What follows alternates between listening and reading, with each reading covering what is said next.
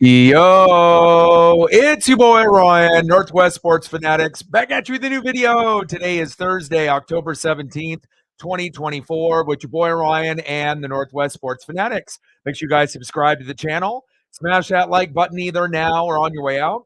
Donate to your boy if you can. Cash App $ ORIONNWSF or the YouTube Super Chat right here. We got some NFL action tonight, Thursday night football, the Denver Broncos versus the Nolans Saints. This should be a good one. They're honoring Drew Brees tonight, and obviously Sean Payton coming into town to go against the former team that he coached. A lot of injuries. Now, Rashid Shaheed is on IR, had surgery. No Chris Olave, no Taysom Hill. There's not going to be a whole lot of weapons for Nolans and Spencer Rattler, obviously filling in for Carr, to really go to besides AK-41 Alvin Kamara. So if the Saints end up winning this game, it's going to be a healthy dose of Spencer Rattler, AK-41 the alien, Alvin Kamara, and obviously some special teams and some defense against the Denver Broncos. Now, if the Broncos are going to win, you're going to need a good outing by the offensive line and the defense. Bo Nix has got to be accurate, and he has to obviously get into a rhythm early and often, make every individual get a little bit more hyped up for this particular moment. And, you know, they don't have Patrick Surtain because he ended up having a concussion on the first play last week. So on a short week, that definitely makes the defense not as strong. But if you don't really have any of those top-tier pass catchers to worry about, Rashid Shaheed going deep, he's injured, right? Chris Olave over the middle, he's injured. Taysom Hill being the quarterback, running back, fullback, tight end, that Swiss Army knife, he's injured. So not a lot of, weapons to really, go at. So could be a heavy AK-41 kind of day. So we'll see kind of how it goes. But it definitely feels like the game is up for grabs. The Saints started off 2-0. They've dropped 4 in a row because of injuries. And, me being a Tampa Bay Buccaneer fan, I know some Bucs and Falcons and Panther fans are probably really enjoying the Saints' demise and seeing them struggle. But I'm the complete opposite. I want to represent for the NFC South as a whole. I don't like injuries whatsoever. And it's a damn shame, because after scoring 91 points in the first 2 weeks, you drop 4 games, and I feel like the Saints fan base feels like the season's already over. And I don't blame them, and it kind of feels now it's a 2-team race when we thought it was going to be 3 with the Saints, Falcons, and Bucs, but now it's really only the Bucs and the Falcons. But this still is a winnable game for the Saints, even though the injuries are very, very heavy on their side. And on the Broncos, you're 3-3, obviously 2-1 on the road. Bo Nix has had good moments, and he also has had some terrible moments. And that's the life of being a rookie quarterback here in the NFL, not only in 2024, but in any year. And we saw the type of skill set that Bo Nix had on the Oregon Ducks, and he is just starting to kind of get used to, lining up under center, not taking every snap in the shotgun set that he did in Oregon. So it's going to be kind of a learning curve and a learning process. But again, I've seen a lot more that I love out of Bo Nix than more than I don't like or hate. So it's going to take time for him, Caleb Williams, and the rest of the rookie class when they get a chance to be able to get out there. J.J. McCarthy probably next year, Michael Penix Jr. probably next year. But Drake May played very well in his first start. 3 touchdown passes, 2 picks. Not ideal. You knew they were going to lose, and the Patriots have a long way to go. But you're starting to see flashes out of Caleb Williams, flashes out of Bo Nix, and some flashes out of Drake May. And I like what I'm seeing, and hopefully this ends up being somewhat of an entertaining game. I don't really know what to expect as we go in. It could be very low scoring where we get like a 16-13 kind of game, but I'm just hoping that we can get at least a touchdown or 2 from each team. If you want to drop some field goals down, that's completely fine. But I'm just really, really hoping that we can get to like a 23-20 kind of game. I highly doubt that any team is going to score 30, but you never know. Obviously, defenses are a little bit weaker. Offenses a little bit weaker on the Saints side. So I don't really know what to expect. I mean, they can exploit, obviously, not having Patrick Surtain there, but who are they going to be going to? A lot of names that not very many people are going to be familiar with.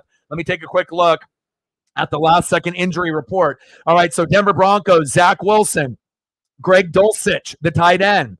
You got DeAndre Tillman and Patrick Surtain. Those are the main individuals out there for the Broncos and for the Saints. Equally as tough, a little bit worse. Kalen Saunders out, the D tackle. Cesar Ruiz, the center. That was the biggest loss they've had since the beginning of the year. Pete Werner is out, the linebacking stud. Derek Carr, obviously, and Taysom Hill. No Chris Olave, no Rashid Shaheed as on top of that. So many key names on the Nolans Saints. So this is definitely an opportunity that Denver has a legitimate shot to win this game, and the Saints are just trying to hang on so they don't lose 5 in a row. Daniel in the building, what's good? Megan in the building, what's good? Finley in the building, what's good? Let's go, baby. And on the thumb, on the left, we got Bo Nix. And on the right, AK-41, Alvin Kamara. Let's go, baby.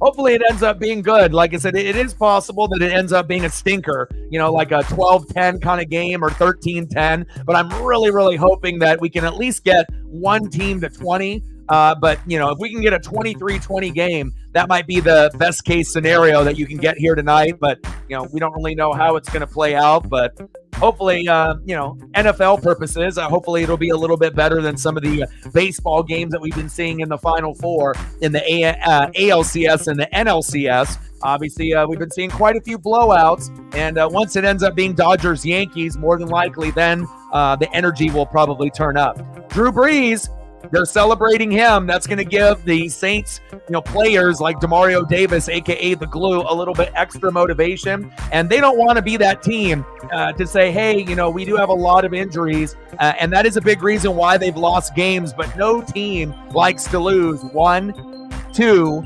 3, 4, let alone 5 games in a row when you started off 2-0. And they look like they were going to end up doing some damage to the league. But injuries are a killer. Like I said, the Bucs have been injured. The Seahawks have been injured. The Saints have been getting injured week in and week out. They haven't been able to recover. The Bucs have. I feel like Seahawks will, but they're still kind of in the same boat as the Saints. They're really feeling the injuries. And again, when you have your key top players out, there's really nothing you can do. You can hope that the backups play well, but there is a drop-off in talent when you go from first-string guys and second-string guys to third-string, fourth-string, fifth-string, and it can get a little out of hand, especially if you're going against a team that is relatively healthy. Let's go, baby. Daniel in the building, what's good? Megan in the building, what's good? Going to be a tough series to win, man. Aaron Judge, he didn't hit a home run until the last game. Now he had another one in this particular game. I think the Yankees are just too much, man. And the same thing goes with the Dodgers and the Mets. The Dodgers are just too much. I think it's inevitable. We are going to get Shohei Ohtani versus Aaron Judge. And honestly, this is just me being honest and real. The Guardians and the Mets are kind of boring to watch. If you guys are fans of those teams like you are, Jacob, then you're going to be rooting for your players.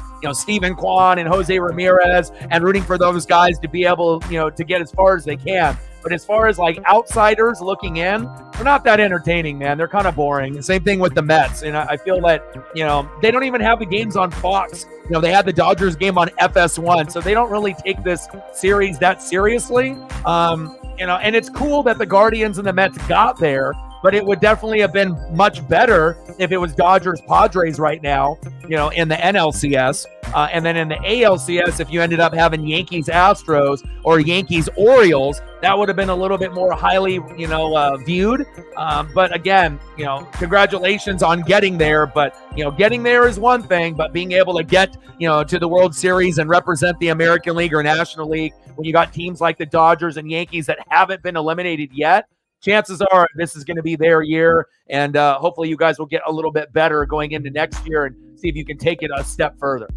Finley in the building, what's good?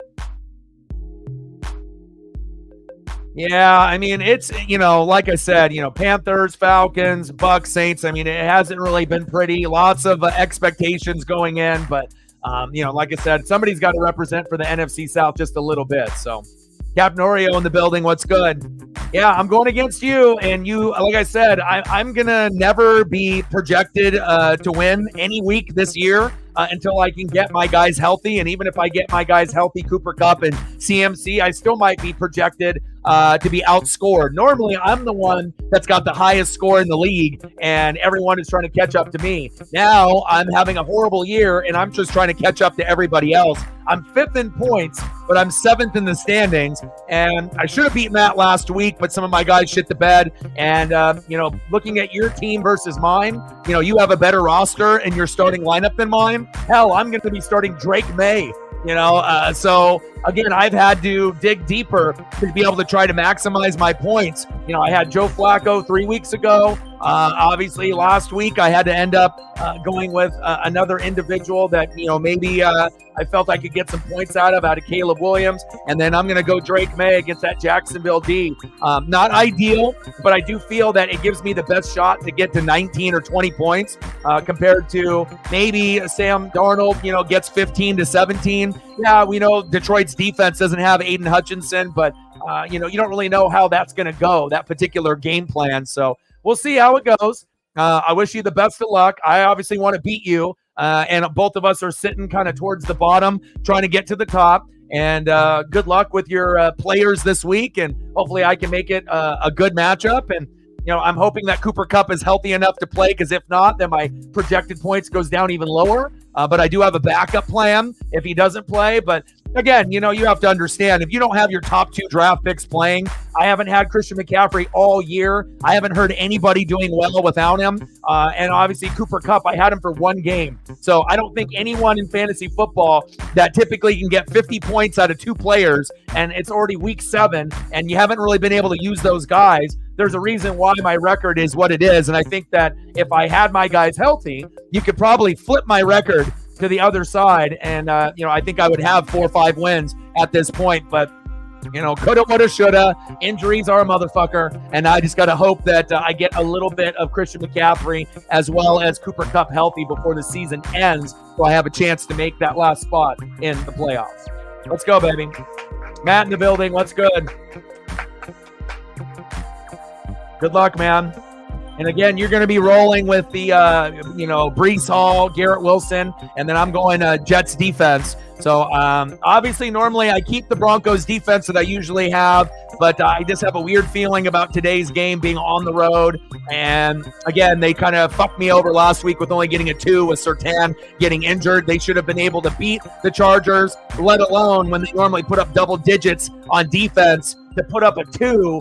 If you end up screwing me over, I usually have to give you the boot. And even if the position is a good position or a good player, there's plenty of others that I can pick up to be able to make my point total go to the point where I want it to be. But Jets are going to be going against Russell Wilson on the road, but that could be a disaster, but it could also be success for me too. So we'll see how it goes here tonight between Denver's D as well as the Nollan Saints D, but no Patrick Surtain. But again, the Saints don't have Carr.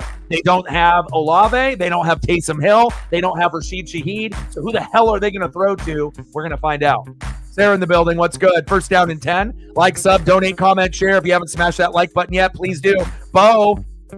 Go, Bo, go. There we go. Safe. First down, Broncos. And if you haven't smashed that like button yet, please do. Help us get to 20 in the first hour, 30 to 50 overall, and then obviously 100 in the donos on every single stream. Let's go, baby.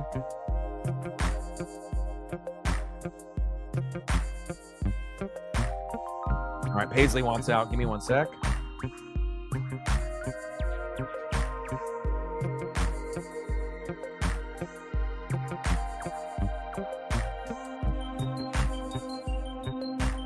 First down and 10.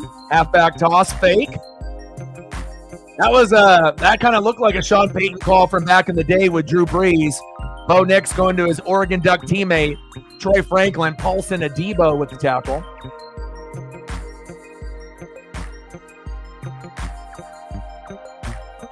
Hopefully we can get to that 20 like number sooner than later. It'll help us hit the algorithm. About half of the people in the room now have done it. We're at 5. We need 5 more to get to 10. Now we're at 7. 3 more to get to 10, and then we're on our way. Let's go, baby. Second down and 8. Shotgun set. Nix. Keeper. Nice job, Bo. And again, Bo is going to be one of those guys, he is very good at reading the defense and whether that guy over anticipates on the D end. So he already knows when he's going to be able to hand the ball off or if he's going to be, able to run that, RPO and keep it himself. And obviously, let's be real. Bo Nix running the football is better than any running back that Denver has. Javonte Williams and all the other guys, they have somewhat of a skill set. But if you're looking at Denver's offense this year, having Bo with the football in his hands gives you the best shot to win, whether it's with his arm or with his legs. Facts. Shotgun set. Bo, good protection up front. Get rid of it. Floater, he's open, but he overthrows his intended target. Incomplete. That could have been a huge play. Yeah, he's fantastic. And I think like with a lot of the quarterbacks that are, kind of young, you're starting to see, Jaden Daniels, Caleb Williams, Bo Nix. A lot of them are pretty fucking good at running, in their rookie season. So a lot of these guys, it wasn't a fluke in college. Like some of these guys are definitely going to be top 15 quarterbacks moving forward. And then if you're lucky enough, maybe some of these guys will end up being top 12 or top 10 in the near future. Captain Oreo with a 5. Appreciate that so much. Stacks on stacks, racks on racks. A little Cactus Jack, bang, bang. We're at 5:95 to go. Knicks, play action. Saints coming with a blitz. But look how fast Bo is. Bo definitely got a little bit of, a couple players in him. Like when you watch him play, there definitely is a little bit of Drew Brees in his game and a little bit of Baker Mayfield. I feel that, you're going to get the coaching from, obviously, Sean Payton that coached Drew Brees. And Drew Brees is more pocket, obviously, than scrambling to the outside. But if you watch old Saints games, he could always run that bootleg and, run away from guys if needed, right? But again, a little bit of Baker and a little bit of Sean, a little bit of Drew Brees into Bo Nix. And I like what I'm seeing early on here. 3rd down and 10. Let's go, baby. Bo, pressure coming. He's got to get rid of it. There you go. Good decision.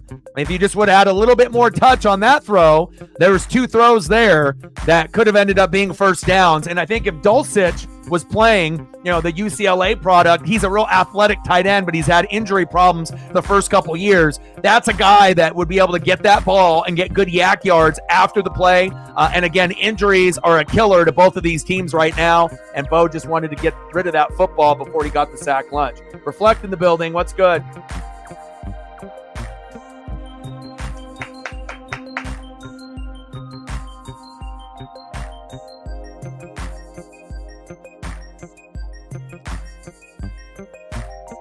All right, Saints, your turn. Yeah, Bo doesn't have the strongest arm, out of every quarterback in the NFL. That is very true. He's kind of limited on what he can do with his arm strength. Not everyone is going to be, like a Josh Allen or an Anthony Richardson or a Patrick Mahomes, And we'll see. Some guys will get stronger in the offseason, depending on certain types of drills. And other guys, they kind of, hit a ceiling at a certain point, where the velocity is about where it's going to be. Then it's more about accuracy, and trying to be able to, make sure you get the right throws at the right time. So I could definitely see the Saints winning. I know that they have all these injuries to Carr, and Olave, Taysom Hill, Rashid Shaheed, but again, I could definitely see, if the Saints get a defensive touchdown, a special teams touchdown, or if AK-41 goes off for like 2 or 3 touchdowns, it is possible. And again, remember, no Patrick Surtain. So it's not like one team is, obviously Saints have more injuries than the Broncos, but you got to understand the Broncos' injury on defense is their best player probably on the team overall, in Patrick Surtain, and probably the best corner in football right now. So when they don't have that on the field, if you had good wide receivers like Rashid Shaheed and Olave, you would be worried. But since they're out, it's kind of an even playing field on that regard, but we'll see. Someone's going to have to make plays for Bo Nix, and someone's going to have to make plays for Spencer Rattler. So, yeah, he had 2 receivers open, just not enough strength. Megan with a 50. Appreciate you. Thank you so much. Stacks on stacks, racks on racks. A little Cactus Jack, bang, bang. There we go. We're at 55, 45 to go. Thank you to the two of you so far. Let me know what you guys want to do for photos. Good luck in fantasy this week with a lot of the individuals here in the room. Again, I'm just hoping, at one point in the season that I can actually have a good projected number. I really am getting sick and tired of being projected for 100, 105, 110 when I see a lot of y'all in the league that are projected for 120, 125, 130. That's usually where I'm at. I'm not used to being projected at such a low number, but again, when you don't have top tier players playing, a lot of the numbers are going to be a little bit lower, and you just have to try to overachieve, and try to get a little bit more out of those players. So hopefully it'll end up being the magic formula for me. I haven't been leaving any points on the bench all year, and I actually went back and looked. I'm fifth in scoring in the league. So even though my record isn't good, I mean, I'm better than most of the people that are in the league scoring wise. I'm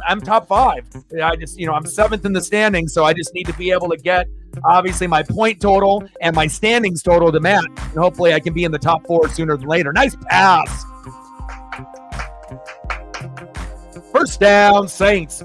And honestly, if I was going to have to pick a winner in this game, I think I would be picking the Saints, just because they are doing the Drew Brees, the celebration of life, obviously, in celebration of his career there in Nolans. A lot of pressure on Sean Payton, but again, I just have a feeling that Spencer Rattler is going to play better than Bo Nix, and if AK-41 goes off and they can get something on defense and special teams, I think that the Saints are the more desperate team. And when you're more desperate, a lot of times you're going to have a little bit more juice, and you're at home on top of that. Now, if the game was in Denver, it might be a different story. Obviously, Denver right now is the more healthier team and probably the better team. But again, 3-3 versus 2-4. But the Saints started off 2-0. They've had 4 straight losses. So we'll see where it goes. But, I kind of have a feeling that, a lot has to go right for the Broncos to win today with no Patrick Surtain. Rattler, he's a little bit more athletic than people think. Oh, almost intercepted. If that was Surtain, that would have been a pick. What happened to my hands?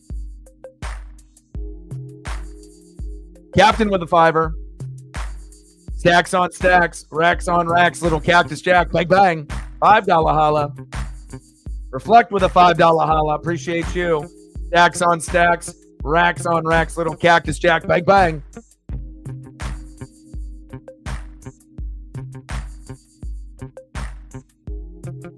Well, I think it's more than just the O-line not holding up. Bo Nix just doesn't have a strong arm compared to some of the other quarterbacks in the league. Now, does he have the weakest arm in the NFL? No. But again, the 2 throws that he, one with an overthrow and one for an underthrow, if he was able to, have a little bit more arm strength and, put his feet in the ground, those were throws that he should have made. I mean, he made those throws at Oregon, and again, it's like he had time to be able to make the throw. But again, both of these quarterbacks are extremely raw. And again, they're going to make a lot of mistakes. And, whatever player ends up getting the most, out of their, supporting cast that they have tonight is going to end up winning this game.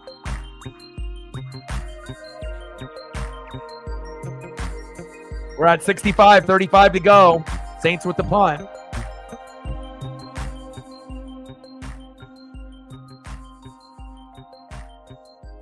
I mean, especially if you got guys chasing you and there's a guy that's wide open and there's nobody even close to him for like 5 yards, you got to make that throw if you're Bo Nix and you're on the road and you're Denver. Again, I understand you don't have Dulcich, but it's not like you're in the same situation as the Saints where they don't have Olave, they don't have Rashid Shaheed, they don't got their deep threat or their, intermediate route guy. They don't have Taysom Hill. Like, yeah, they got AK-41, but pretty much everyone that you normally throw to isn't available. So, the Broncos have their guys out there. Now it's just to see if they can execute against a stingy Saints defense, even though, they have a bad record at this point. That's still going to be the strong suit of the team. Really for both teams, but no Surtain. It makes him a little bit of a liability. Screen pass.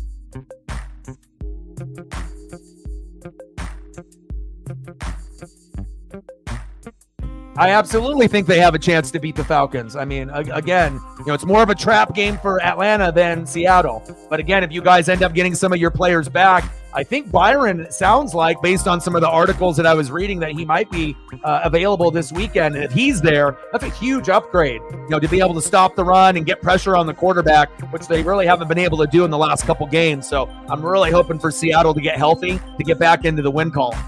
2nd down and 3. Nix. Nice little hezzy right there by the Broncos. 1st down, Denver. Move the chains.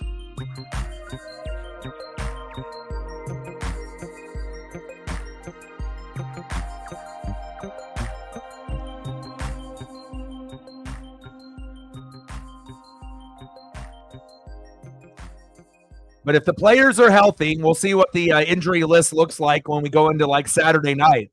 But if we can get a few of those guys to come back, it could be all the difference in the matchup this weekend. I mean, the bleeding's got to stop at some point. Next, there we go. 1st down, Denver. Move the chains. Now, see, if he would have had that type of velocity on those first couple throws that were overthrown and underthrown, maybe we would have already had a touchdown for Denver on that first drive. Good execution here. Great blocking. Everyone shifting left. Nice little slant right across in the front of his vision. Right in stride. Good yak yards after the play. 1st down, Broncos. Move the chains. Little bootleg. Floater. Nice touch. There you go. Wasn't ideally the play that they wanted, but at least a nice little touch throw there. Nice job by Franklin.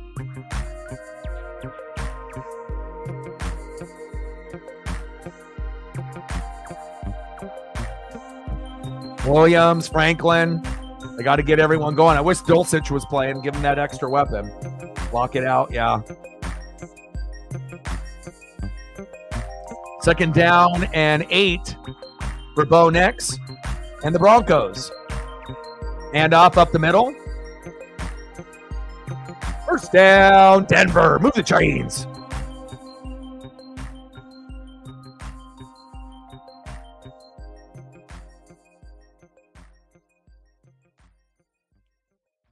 I mean, at this point, if I beat anybody in fantasy with my roster, the way that it sits, I'm trying to pull off upsets every single week. Oh, big hit. Demario Davis, a.k.a. the glue. Everyone's got these amazing players. Baker Mayfield, Jalen Hurts, Jaden Daniels, Joe Burrow, Lamar, Josh Allen, Purdy, right? And I'm all sitting here with fucking Drake May. But you watch. Drake May might end up getting me 20 points this weekend. Sometimes you got to go a little bit deeper, especially when, your main guys are healthy. You have no choice. I got to look for steals, on the wire, and I got to try to play the matchups to my advantage, so hopefully it ends up working out in my favor. But I did do Joe Flacco, got me almost 30, right? Caleb Williams almost got me 30. And, I know Drake May, this is only his 2nd start, but I like what I saw last week. He ended up losing to the Texans, but he threw 3 touchdown passes, and he's going against the worst defense in the NFL. It is in London, but I've been playing those games every week, so hopefully I can get a good performance out of Drake May. I don't expect him to get like 40 points, but I think, 19 to 25 is definitely possible. If he underachieves, still maybe 15 to 18, but I highly doubt that he'll get under 15. And hopefully I'll get closer to 20 because I'm going to need that going against Captain Oreo if he's got Baker Mayfield against the Ravens. Shotgun set. Nix. Avoids a sack lunch. Bouncing it to the outside. Pump fake and out of bounds. Oh, man, Chuba's been great, dude. And I know you got the rookie just waiting in the wings, Brooks, and they're going to let him go. But at this point, even if Brooks is healthy, I don't think you're going to really be able to tap into what Chuba has earned in the last month. I mean, he went from, looking like a guy that you could cut or put on your bench or just kick off your team. And then all of a sudden started to look like a team. Field goal is up, and it's good. Nice kick by Lutz there. 3-0 Broncos. Could be a field goal party here today with that nice 46-yarder. But again, Chuba has been very, very good. And I think really what it came down to is the benching of Bryce Young. Now, if you didn't bench Bryce Young, I don't think Chuba would be as good. So I think that kind of gave him an emotional lift. The whole coaching staff got an emotional lift, and you're starting to see some of the other players step up. And that's probably been the biggest surprise, on the Panthers, that Hubbard has been as good as he has. And he's actually been one of the top 10 running backs in the last month. I wish I had him on my roster in my flex. So nice job by, rostering players like that. He's been actually kind of a decent, addition to anybody's lineup in the last month and a half or so. Yeah, you always got to understand when anyone says anything, if it's not, based off our own teams, probably fantasy related, 9 times out of 10. Oh, baby.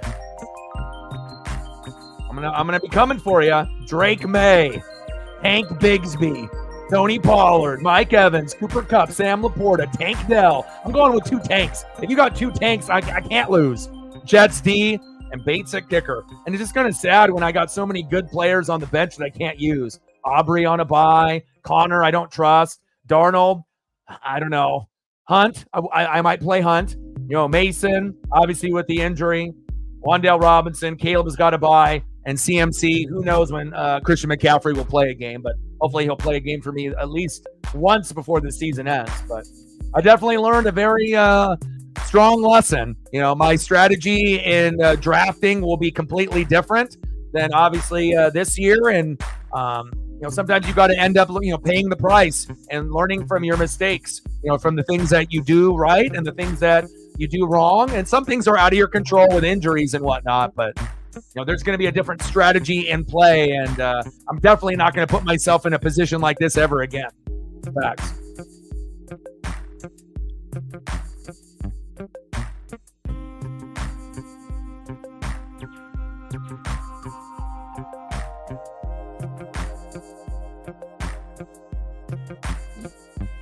All right, Saints, your turn. See what they got cooking here. 3-0 Broncos.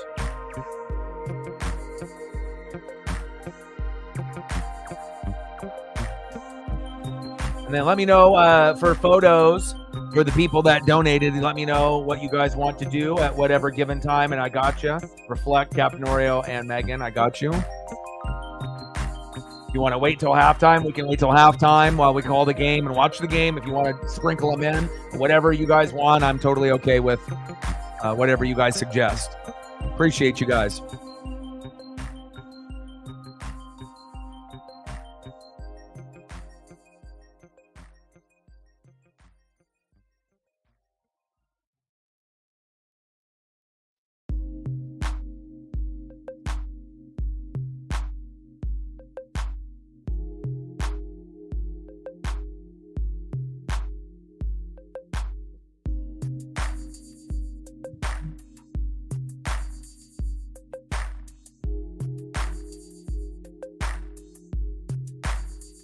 Yeah, we can sprinkle in some Kraken for sure.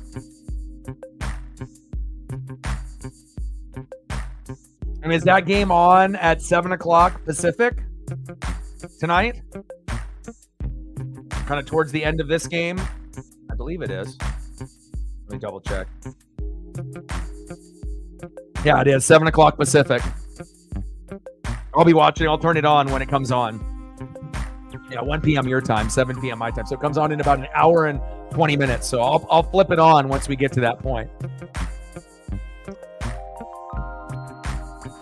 3-0 Denver. And again, for the Saints to win this game, Spencer Rattler's got to be as effective as Bo Nix, if not more effective. But they're going to need a little bit extra, like, a special teams touchdown, a fumble for a touchdown, a pick six for a touchdown. Like, they're going to need something extra besides just being at home.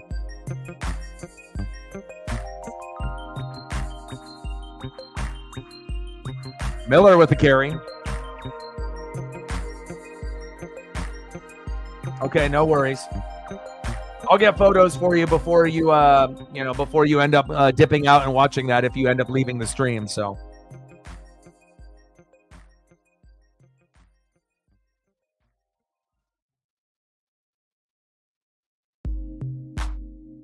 Shotgun set. Little bootleg for Rattler. Delayed blitz. Throw was high, but caught. Bub. Bub Means, he might end up being the guy that gets in the end zone today. First down, Saints. I mean, no Olave, no Taysom Hill, no Rashid Shaheed. That's just brutal. No Carr. Again, I know some, Falcons and Panthers and Bucks fans, they all hate each other within, the NFC South, and there's always going to be, for some fans, that just natural hate. But, man, I don't like seeing guys get hurt like that.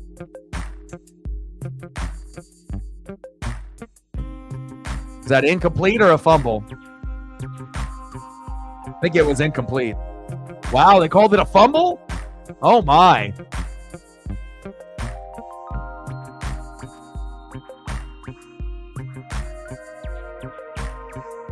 This has got to be challenged, right? At least reviewed. Good blitz right there. Yeah, offensive lineman injuries are brutal too.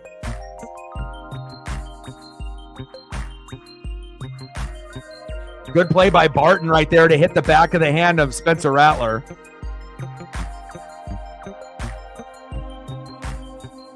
Yeah, I miss Quan. When Quan was on the Bucks, he had a nice little run with us for a little bit, but then injuries kind of caught up to him, and then we had to let him go. But anytime I end up seeing like a former Buccaneer make a play, it always brings me a little smile.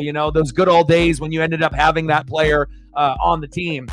There was a moment where him and Levante David were causing havoc together, but sometimes guys get hurt or they end up moving on to another team or a couple teams, and yeah, I don't think anyone has really heard from Quan Alexander in a minute. And, again, sometimes when you get these guys that have been in the league for a few years and then they have injuries and they kind of disappear after going from team to team, you don't even realize what team they're on until they actually make a play like that. And you're like, oh, holy shit, that's Quan Alexander. So what do you want to see specifically on the Kraken? Anything?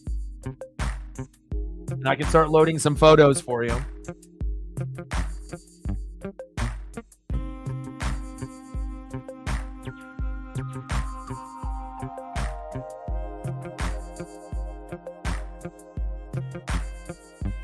Yeah, he already had surgery.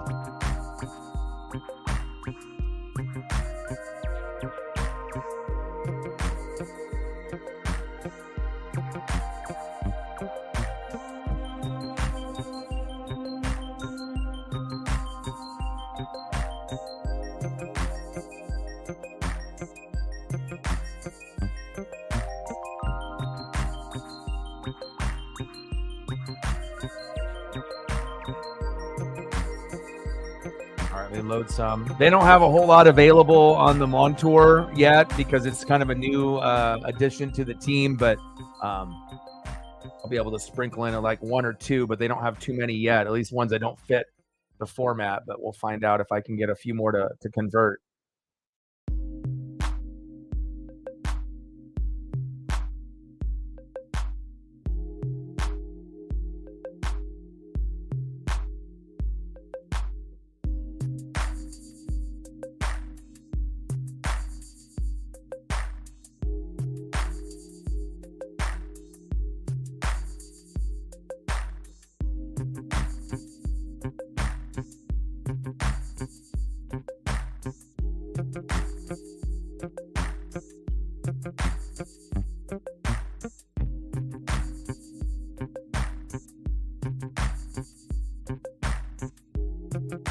All right, Denver taking over based off that fumble.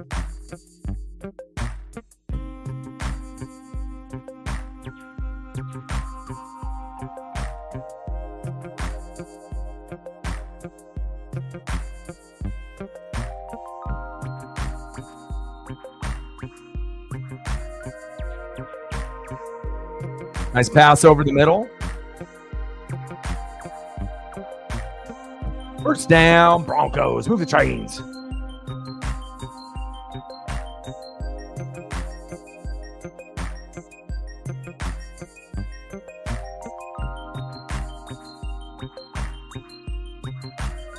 Okay.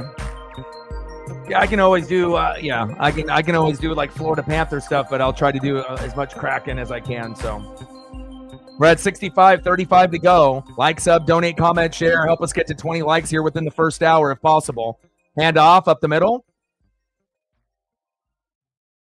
Fighting for those yards. Almost at the first down marker. Javonte Williams.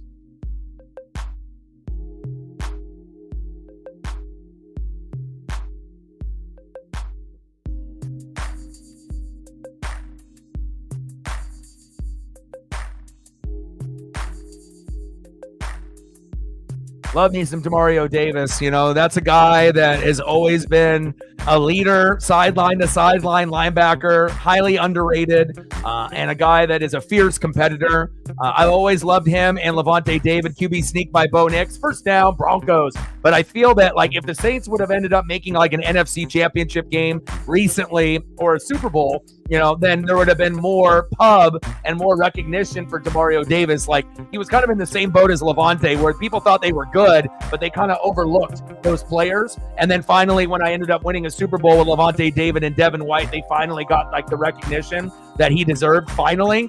And he is going to be a Hall of Famer, you know, for the Buccaneers, Levante David, once he's done playing. If you actually look at his stat line, it's been very impressive. But I love me some Demario Davis. You know, he really holds everything together for that defense. He is the glue, and that's why we call him Demario Davis, a.k.a. the glue, holding everything together. But again, injuries are piling up, so he can only do as much as he can with that defense.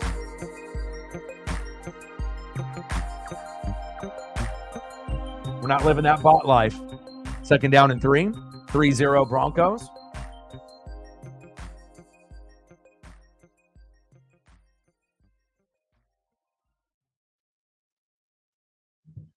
Mike McGlinchey, Notre Dame. Bots are always going to be heavy during football season. Bo, hands off. Close to the first down marker there. I think they're going to give him the first down. First down, Broncos on the 34 of Nolans. Saints need a fucking stop, like bad.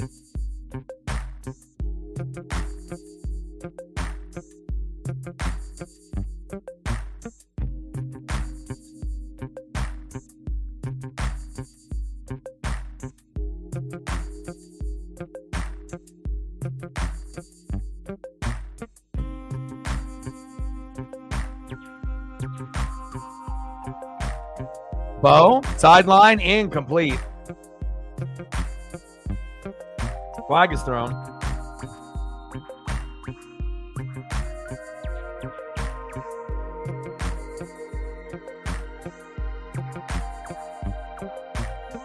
Holding. Defense.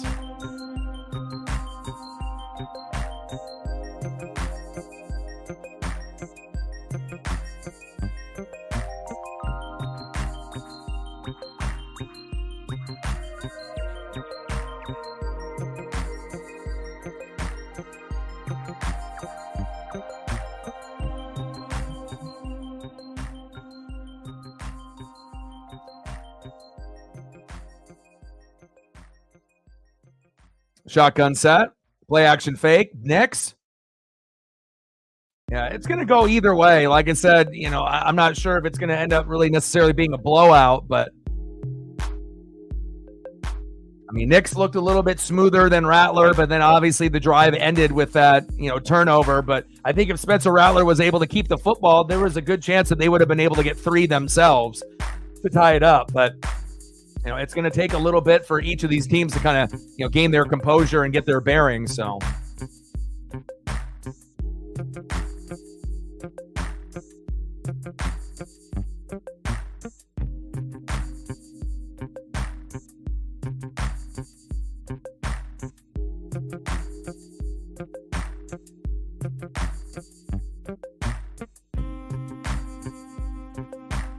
Yeah, but you have time, Megan, because Seattle doesn't play until this weekend. So, you know, you can make moves, you know, as long as the team isn't playing on Thursday night football. You know, you can make moves on Friday, Saturday, and even Sunday morning before the game starts. So just got to be able to get the lineup set before the actual game starts. All right, let's see see what I can get cooking here. I got a couple things that loaded up. Our new addition, Brendan Montour. Can't wait to be able to see more of him. And our boy, Matty Benitez. Hopefully we see him take his game to the next level in the next few years as well. The icon and the stud from Michigan. And we love our Bjorky. All-star last year.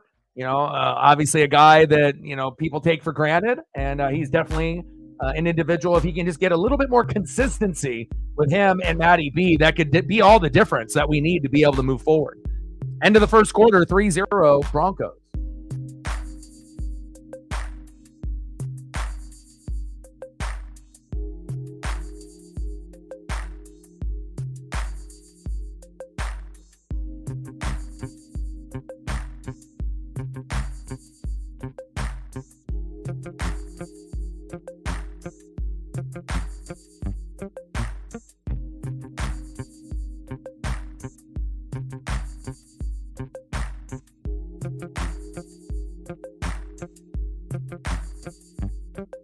Let's go, baby. Appreciate you.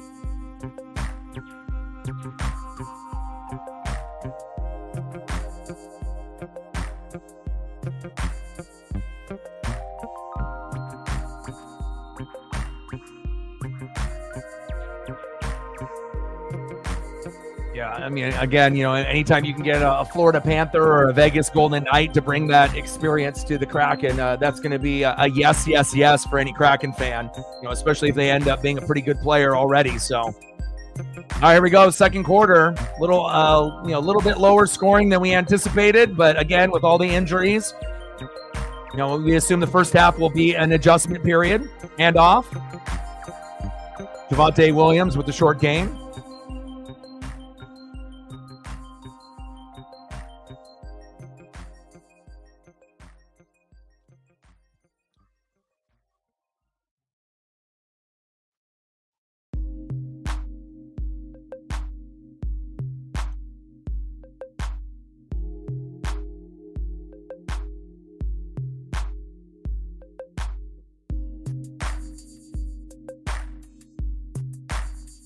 Shotgun set.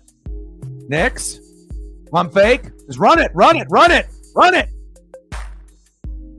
And you got to make sure you put two hands on that football. But it shows you how dangerous Nix can be with his legs. But you just don't want to have him turn into, a runner first and a thrower second. It's cool to be able to run and get first downs and run away. But, eventually if you end up being more of a runner as a quarterback than a thrower, your career typically will take a turn for the worse because you're going to you'll end up getting injured at some point or another with those hits that you take at the sideline. But whatever they feel that his strong suit is, if that's running the football in rather than throwing it, then they got to do what they got to do to make it work. 3rd down and 1. I mean, it's not like they have a lot of good weapons at running back and wide receiver and tight end, if we're being honest. Nix is their best option. Shitty throw to the outside. Got to have more arm strength and more touch right there, Nix. I'm not sure if that got slightly tipped, but another throw with an arm strength of 1 to 10, 10 being the strongest, 1 being the weakest. That was like a 3. Yeah, you got to put a little bit of zip on that throw. And obviously, we see that bracket defense there by the Saints, and normally the Saints defense is pretty fucking good. They usually don't give up too much, but again, they are a little bit beat up and hurt. 4th down and 1.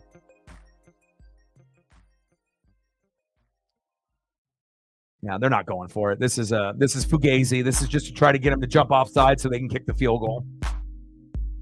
Yep. It'll be a terrible decision for Denver to go for it here. You're already up 3-0. You want to make sure you're getting points off the turnover. Okay, you don't need to be greedy. No, you don't got to be Chip Kelly. You don't got to be Dan Lanning. Take the fucking 3. The 3 is up, and the 3 is good. 6-0 Broncos. There's a time and a place to be able to go for it. And if both teams stink right now, again, yeah, you can go up 10-0, but it's just better. It's not sexy like offensive linemen. But again, getting the 6-0 lead is the correct decision, to kick those field goals.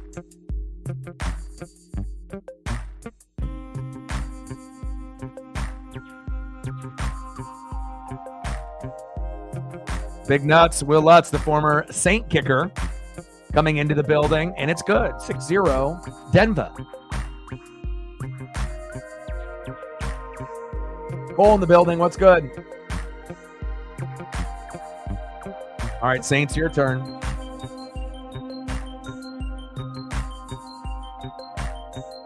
Anything you want to be able to see, Captain Oreo, or reflect, let me know. I got you.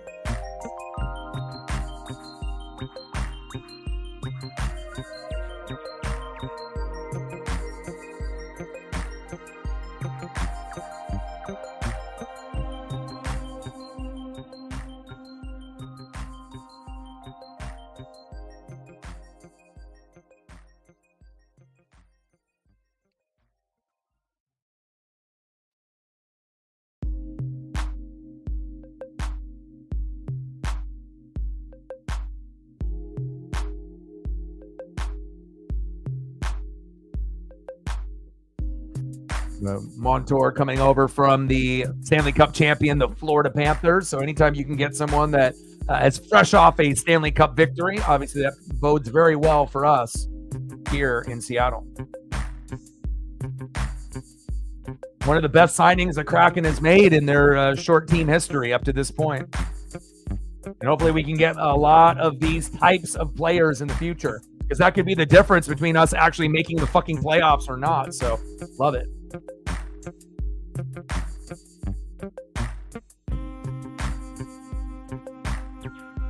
Hope you enjoy those, Megan. Get you some Kraken representation on the channel.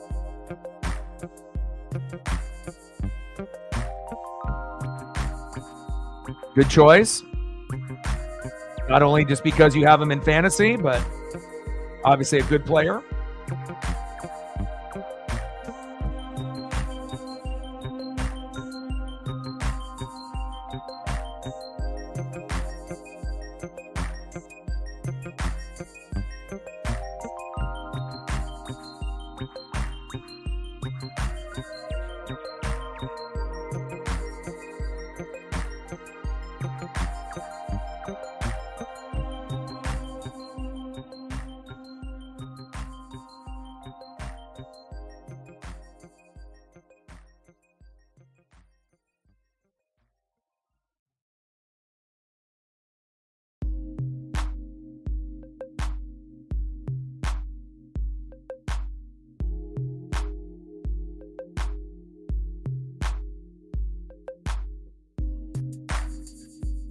Appreciate you.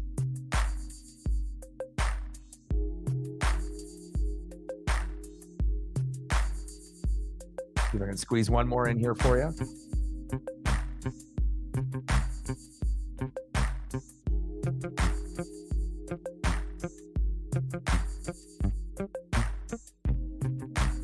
Decent return there for the Saints, down to the 30. Appreciate you.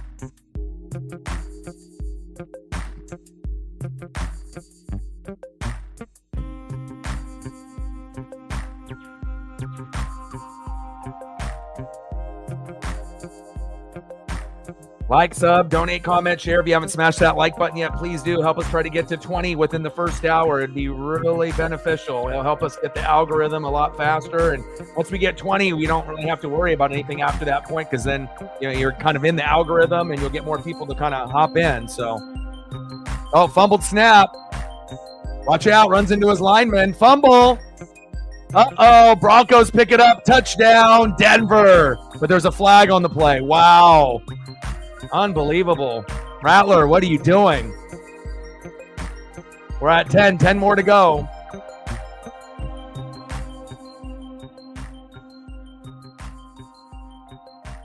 think that flag will be on Denver, though, and that's coming back. They just got lucky right there. Touchdown nullified by the penalty. Can you imagine right here that false start? If they didn't have that false start, Spencer Rattler, what are you doing, bro? Like you can barely hold the snap. You're running into your own lineman, and then go down. Don't have an opportunity for the ball to get out of your hand so they can get another touchdown on defense. My God. Yeah, well, when you start off the year, Michael, 2-0, scoring 91 points, and you have injuries that are very significant on both sides of the ball, and you're on a 4-game losing streak, obviously the Saints are no longer in it in the NFC South, and it's just a 2-team race with the Bucs and the Falcons. But I do wish that things can get better for you guys. I don't like seeing you guys struggle. I might be the only Buccaneer fan on planet Earth that doesn't want to see you guys struggle. I want you guys to do well, but you just have too many key players out, and it's hard for Saints fans to watch. Really, the only motivation at this point is obviously celebrating Drew Brees. Obviously today they're in Nolans, and obviously honoring his career, and that might be able to give them a little bit more juice. But Rattler can't be so careless with the football there. But again, he has a backup. It was going to be Carr, then Haener, and then Rattler. But Rattler is better than Haener, but Rattler is very raw, as you can see. And the offensive linemen that are out, obviously, he doesn't have the best blocking up front right now either. Rattler going long, going deep. Receiver falls down. Is there a penalty? Crowd wants one, but they don't get one.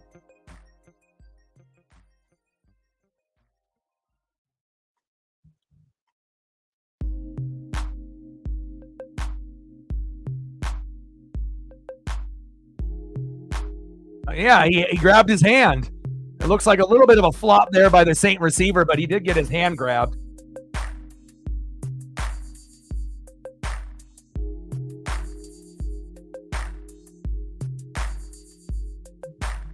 Rattler.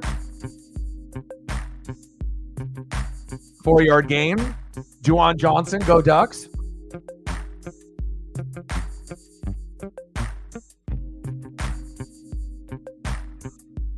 All right, reflect. Yeah. Well, plus, it's like we haven't had too many Caucasian, secondary members in the NFL. I mean, Jason Sehorn really was the only one for years and years and years. And now you got, Cooper DeJean, right? And Riley Moss. You got a couple guys, the great white hypes, and being able to show that, hey, we can be Caucasian and we can still play a position that's, obviously dominated by the brothers. But again, pretty rare to see, a white corner or a white safety nowadays. And you're probably going to see more white safeties than you are white corners. Obviously, that's a little bit more common, like Harrison Smith and whatnot. So even though he might be at the end of his career. I'm not sure. I mean, the way that the flow of this game is going, it might play into my favor. Because again, if you look at your names on your roster compared to my names, it obviously looks like you're going to blow me out. But I think I have the better matchups based off green. And if my guys hit, I might have a chance to beat you this week. Again, I really feel that if I didn't have my guys get injured in the game, Jordan Mason and obviously James Conner shitting the bed, I would have beat Matt. And obviously Denver D giving me 2 and Surtain getting a fucking injury on the first play of the game. So if I would have gotten better, points, just a little bit more from those 3 spots, I think I would have been right there with Matt. And that was a very, very disappointing loss because I needed that one bad last week. But, that's how it goes in fantasy. Sometimes you can have, the best matchups, leave nothing on the bench, and they just get hurt or they play like shit and they underachieve. I think that's been kind of a common theme in fantasy this year. Quarterback play, tight end play has been overall not good, and a lot of running backs that normally are consistent, have been kind of shitting the bed a little bit more than normal as far as being superstar running backs that normally never shit the bed, and they're shitting the bed a little bit more often, based off the matchup. So you have to be definitely a little bit careful and a little bit lucky in fantasy this year. Yeah, well, getting this playing time for Rattler, he is learning, and he's better than Haener, so at least you have that, and and it shows people that if you thought that Rattler was 1,000 times better than Carr and he should be the guy after watching, him play, obviously that is, not a true statement. We are obviously know he's still got a long ways to go, but no Ruiz on the line at center, no Olave, right? No Rashid Shaheed, no Taysom Hill. I guarantee if Spencer Rattler had a full complement of offensive linemen with Ruiz there, as well as his weapons in Taysom Hill and Olave, as well as Rashid Shaheed, he would look a hell of a lot better than he is right now. He's a guy that can, throw a couple touchdown passes each game. But again, you're going to guys like fucking Bub Means. It's a pretty fucking big downgrade. So Not saying that Bub is terrible. He can get in the end zone, but it's not the same as Chris Olave or Rashid Shaheed or Taysom Hill. Handoff up the middle. Oh my. First down, Broncos.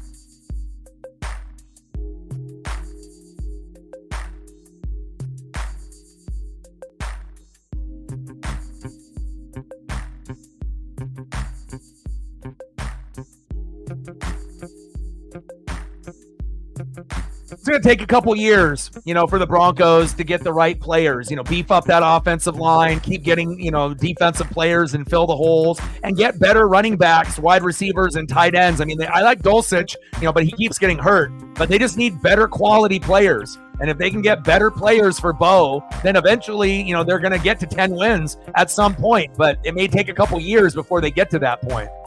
They're going to be battling it out with the Raiders and the Chargers. Obviously, the Chiefs don't look great, with all the injuries they have, but they're still, the top team in that AFC West until these other three teams get better, bottom line. Second down and 6-0 Broncos. Storm Bum in the building. What's good?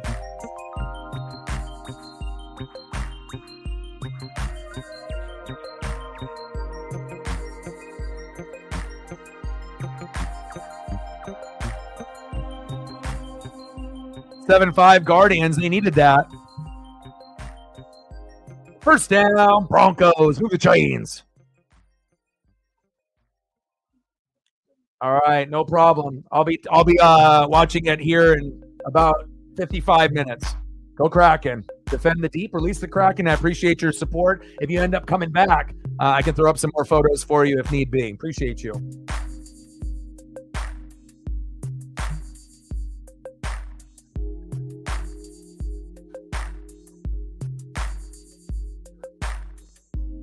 Debo came flying in there like a fucking missile. Got to be careful out there, man. Injuries are contagious like negativity.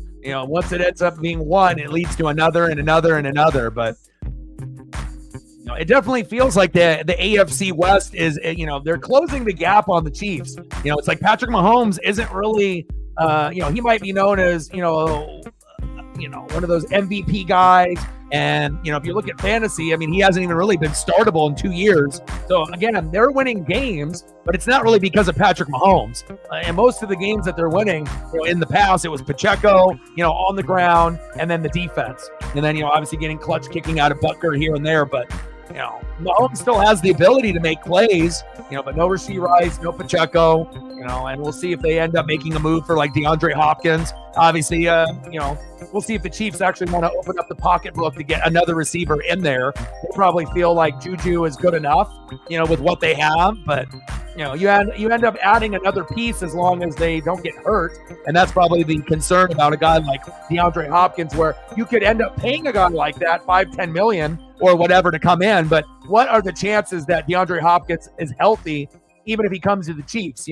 We assume Devontae and Amari Cooper will be okay with their new teams, but for a guy like Hopkins, if he is on the block, I don't know if he can stay healthy enough to help the team.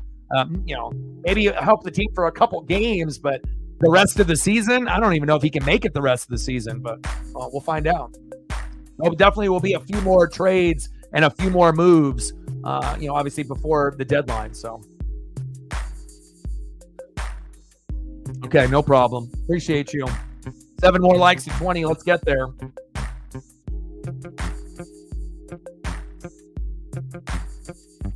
Like, sub, donate, comment, share. If you haven't smashed that like button yet, please do. At 13, 7 more to 20. Let's get there.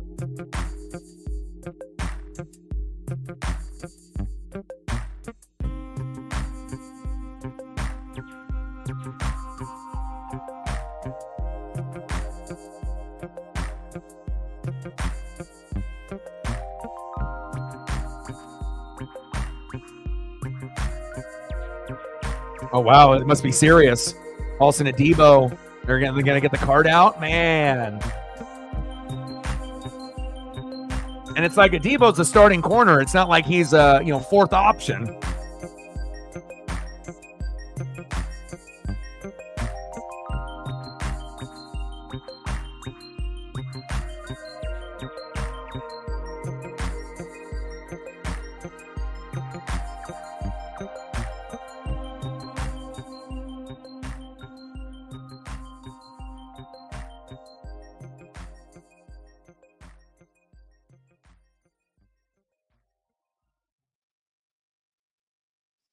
Brutal.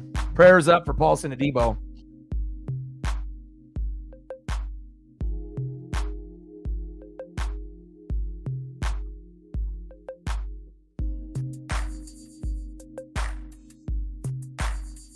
What a damn shame, because obviously when I end up doing reaction videos, when the Saints win, the Saints fan base will end up, supporting and watching. But when they lose, of course, they're not going to end up watching their highlight package of their team just sucking ass, especially if they've been bad for the last month, which is not good for my views. But, I'll still be pumping out reaction videos here and there. So prayers up to Paulson Adebo.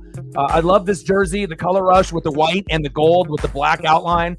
Raiders have a similar color rush, white jersey, and then they end up having silver with the black outline. And those two for color rushes, as far as white jerseys are concerned, are incredible. They need to get back to wearing those more on a regular basis. I love those. Very stylish. They look very good.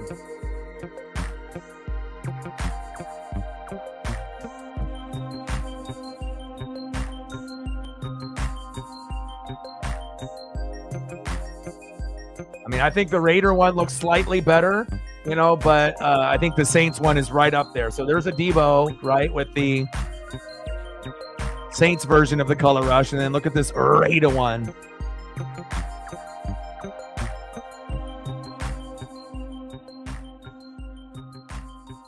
And then there's the silver. That looks clean as hell, man.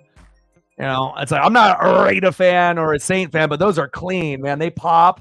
And I definitely guarantee if you were wearing that jersey, even at the grocery store, people would be like, dude, nice jersey. Like, those fucking pop. Prayers up for Paulson Adebo. Brutal.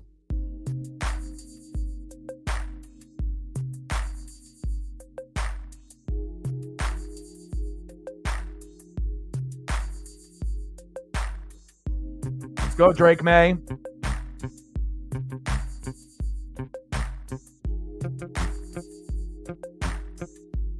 Yeah, injuries stink. I never would have thought in fantasy that I would be fucking rostering Drake May and Caleb Williams at this point, but here I am, and I'm probably only going to have Drake May for 1 week, and then I'm going to go Sam Darnold and Caleb Williams probably for the rest of the year, unless I feel that someone else can join the party. But I like the way that Caleb is, developed, and we always knew that he had the talent, but again, just being able to get the reps in. And seeing if the players can step up. Nix. Nice catch. First down, Broncos. Troy Franklin. Maybe a Bo Nix Troy Franklin touchdown is incoming. Feels like it. He's had a nice, good connection with Troy. And again, Troy started off very slow in preseason and obviously was getting overlooked, to other receivers and tight ends. But they're starting to get their Oregon connection lined up, and I like it. Bo's always going to be in the mix, but, Franklin had to work his way up, obviously, on the depth chart. At one point, he was like, fifth string. So had to go from fifth to fourth and slowly has to try to work himself up there. First down and 10. Hand off, Javonte Williams. Saints need a turnover bad. That's an understatement, right? And they obviously need to hold the Broncos to 3 here. And if they can get it to 9-0, or if they can obviously get a fumble or a pick or something, but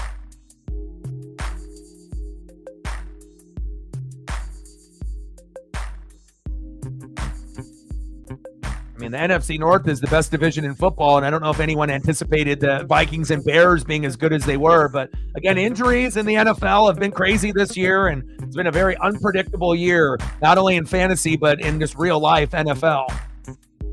Shotgun set, second down and 8. First down, Broncos. Lay down. Over here. Lay down. Over here. Lay down. Good girl. Lay down.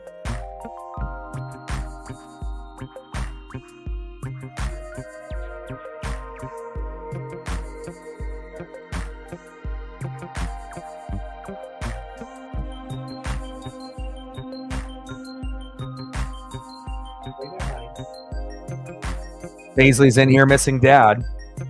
First and goal.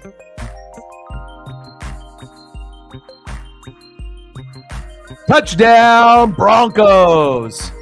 Javonte Williams making it look easy.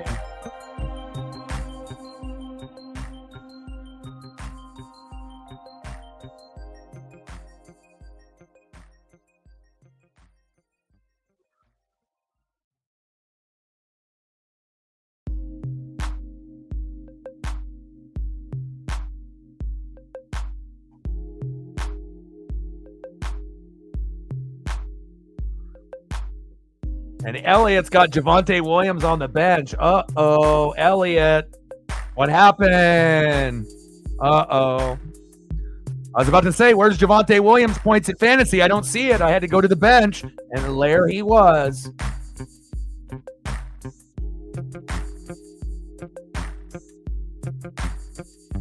$13-0 Broncos. Hopefully the Saints just don't give up because that's not normally in their DNA. But gosh, I mean, this would be their 5th straight loss, and to start off 2-0, score 91 points, and then have the season end that dramatically. I mean, the only thing that you could, I guess, say that could be a benefit is if they end up getting a top 5 pick. You know, maybe they can get a Travis Hunter, type of player or something like that. You know, they have a lot of needs, offensive line and defense and whatnot. So, if the Saints end up being a terrible team and they only win like 4 games for the year and they're a top 5 pick and they can land a guy like Travis Hunter or something, that could definitely be, a big piece, moving forward. They're going to need more than just like that. But, theoretically, just speaking, just going off, bad teams and where you might be looking. I mean, obviously New England could use a Travis Hunter as well. I mean, everyone can use a Travis Hunter, right? Broncos with the kick.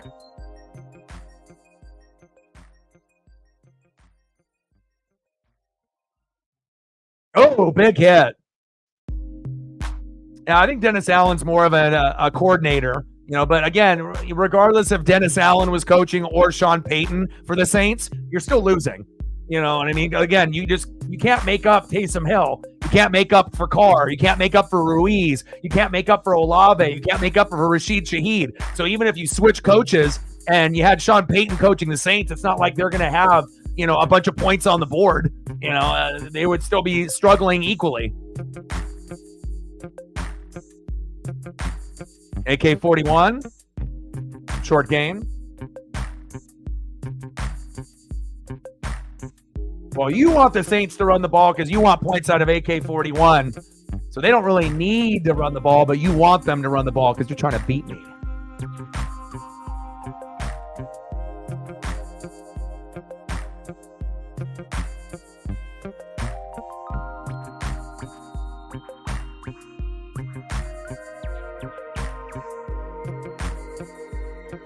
Sometimes it's not about name recognition. Sometimes it's about the matchup. Short game. Good defense there by the Broncos. Jamal Williams on the carry there.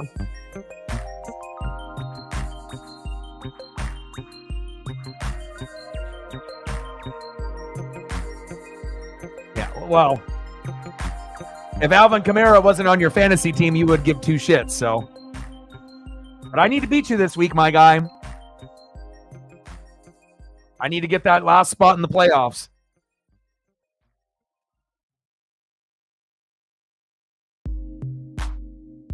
Shotgun set. Rattler steps up in the pocket. Just run it.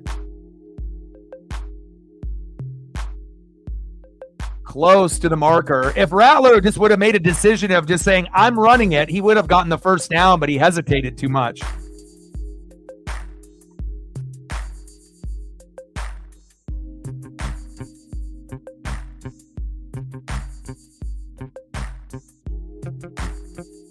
Yeah, Rattler needs to make a decision and be more decisive, and obviously Bo Nix as a runner is a billion times better than Rattler. Rattler is not a very good runner.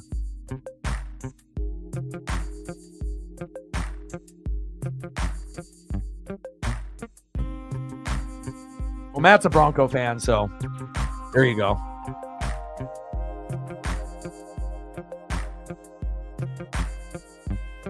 Saints fans about to switch teams.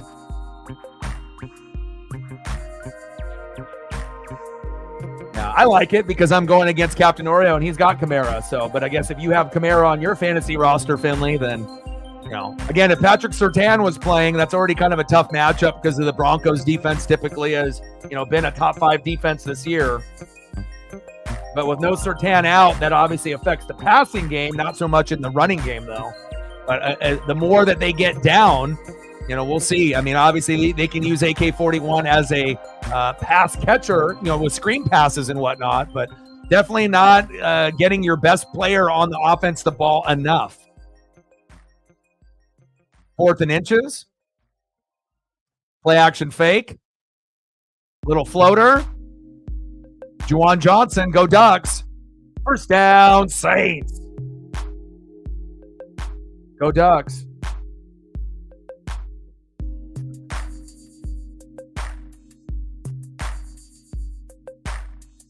And nice touch throw to go over the defender.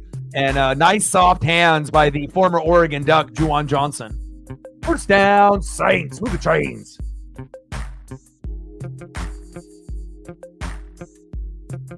Are you playing in a league with people that know how to play, or are you playing with people that are stupid? Be honest. Are you playing with people that are actually good, that actually know how to play fantasy football, or are you playing with some people that don't know what the fuck they're doing?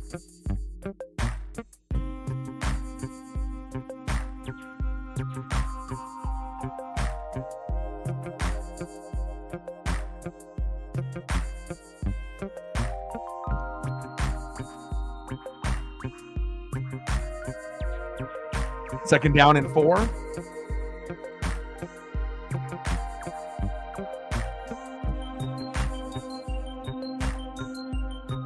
Halfback toss.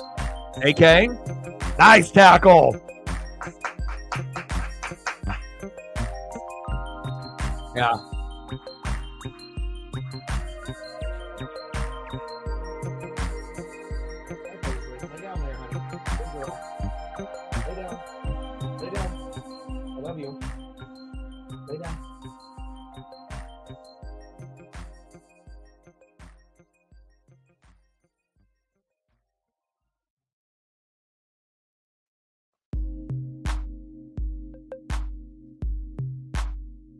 Third down and 2.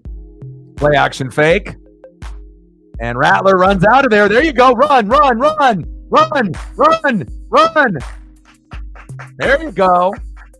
First down, Saints.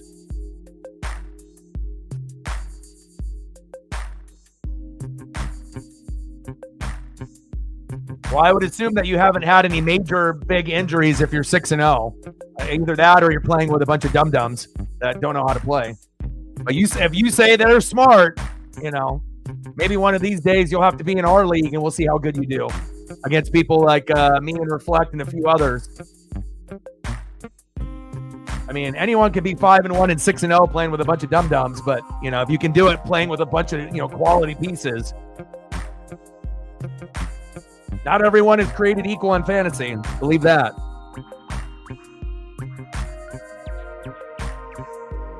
Sometimes it's luck, sometimes it's skill, and sometimes it's a combination of both. And a little bit of luck without having any major injuries with players.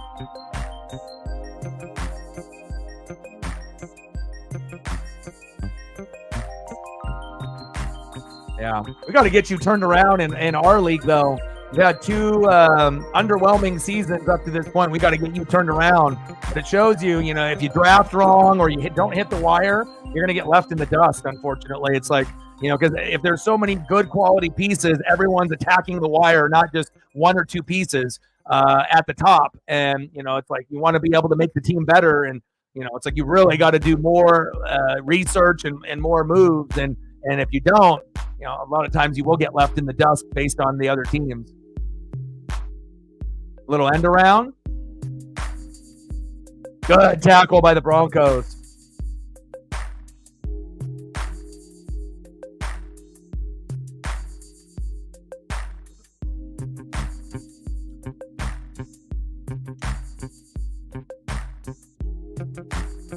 Yeah, we'll see how good you are.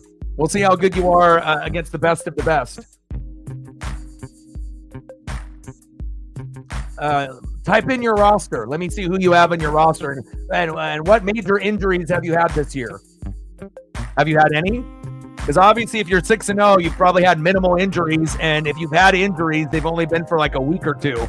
You haven't had anybody necessarily probably on IR or out for the year. And if you did, maybe only one piece, and then you obviously had enough pieces to replace that one piece that might have went down for the year. But most people that are 6-0 at this point haven't had any really major injuries, or if they have, it's been like one player. And then all the others have just been like questionable, maybe missed a week or two, but nothing really too serious.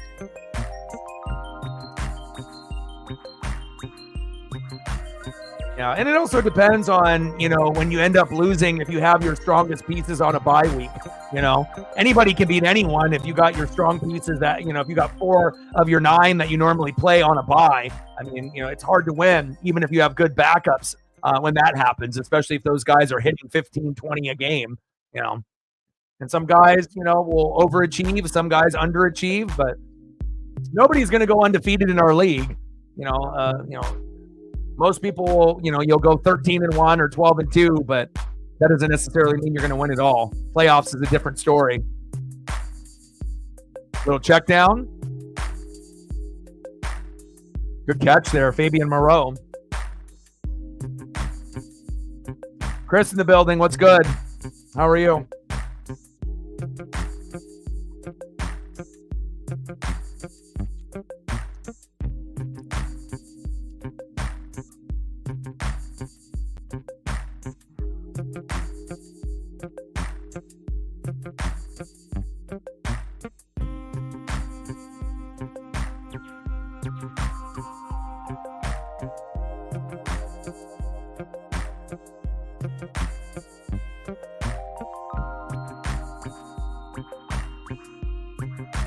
All you got to do is just get to the playoffs. Anything can happen.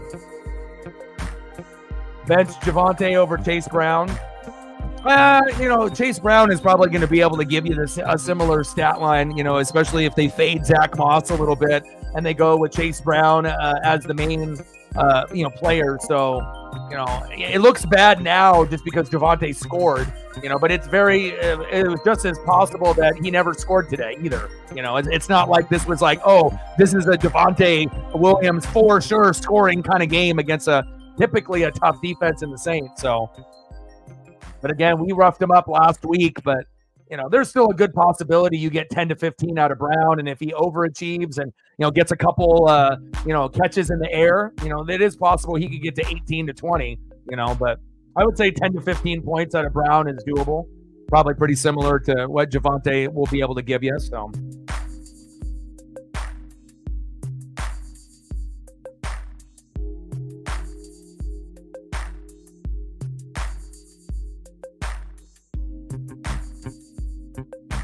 So Josh Allen, Jetta, Higgins, Kamara, Gibbs, Njoku, J-Mo, Prescott, Kraft, Ryan Thomas Jr. is a fucking sleeper. Chase Brown, Downs, Nico. So Nico went down for you, but he'll be back. Yeah, you got a pretty strong team. What position did you draft in this particular league? What was your draft position? Yeah, I got Cup and CMC. I'm trying to do the impossible.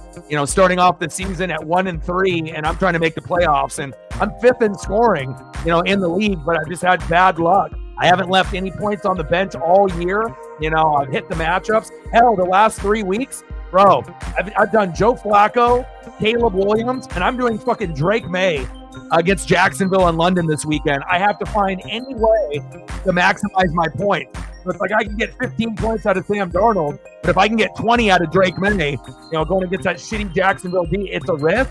But he did get 3 touchdowns, in his first start last week, and you're going against the worst D.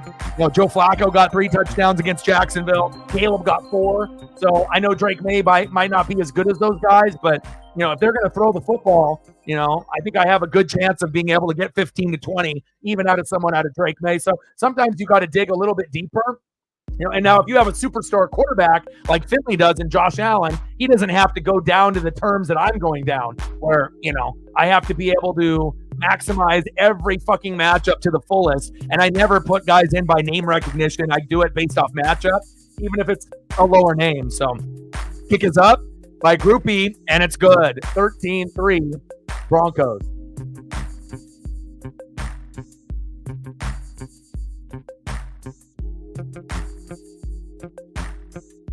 Yeah, but once CMC and Cup get going, if they can get going, that's a huge, huge number for all those people that have those particular players.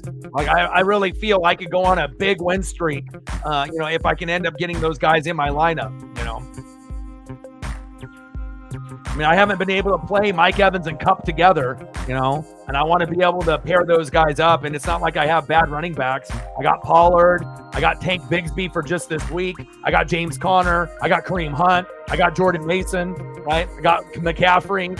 So I just need to be able to figure out, because normally I like running 3 running backs over 3 wide receivers, but the running backs this year haven't been as consistent as years past. Normally it's like you got 3 solid running backs in the top 15. You normally are going to get, you would assume, 10 to 20 points out of each guy, easy.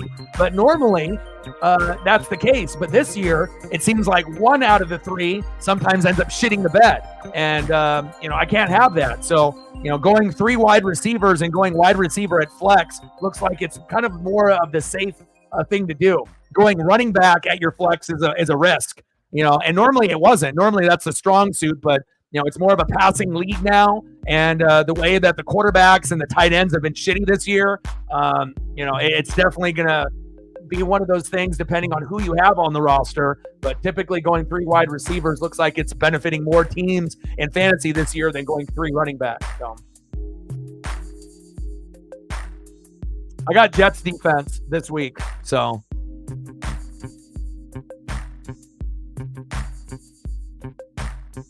but I got Aubrey, number 1 kicker, James Conner, Darnold, Kareem Hunt, Jordan Mason, Wan'Dale Robinson, Caleb Williams, McCaffrey, Drake May, Bigsby, Pollard, Evans, Cup, Laporta, Dell, Jets, D, and Bates. So it's like, I got, if you look at my roster, just like looking on paper, it looks terrible. But again, if you look at my matchups, almost all of them are high green. So if I can end up capitalizing on that, I got green 32 for Drake May, Tank Bigsby, green 27, Pollard, green 31, Evans, green 30, Laporta, green 26. So a majority of mine are green, and they're high green. So if I can capitalize off those matchups and not worry about name recognition like James Conner, it's like James Conner's a name, but, I can't trust him. It's like I can't have you scoring 14 to 18 and then you put up a fucking 6. Like, and then Jordan Mason getting injured in the game fucked me also. So anytime you get a player that gets injured in a game, you lose 100% of the time. And I did, obviously, with Cooper Kupp in week 2 and with Jordan Mason, obviously, last week as well. And if I would have been able to have a healthy Jordan Mason, that would have been probably enough for me to win last week. But, injuries in the game itself are terrible. And I have barely seen people win when that happens. So, yeah. Depends on the matchup, though. I wouldn't do Vikings D against the Lions, though. I mean, the Vikings D is top 5 this year, but I mean, the way the Lions offense is playing with all their weapons, I wouldn't, put them in this week. And, Vikings normally against anybody, but I wouldn't do it against Detroit. Because if you do it against Detroit, you might get 0 to 5 points. It is possible that they overachieve and do a little bit better and get like a 7 or 8 or maybe even double digits if they can pick off Goff and get like a pick 6 or make a big play. But I don't know. That's a little too risky for my blood. Next. And throws it into the turf. Is that grounding?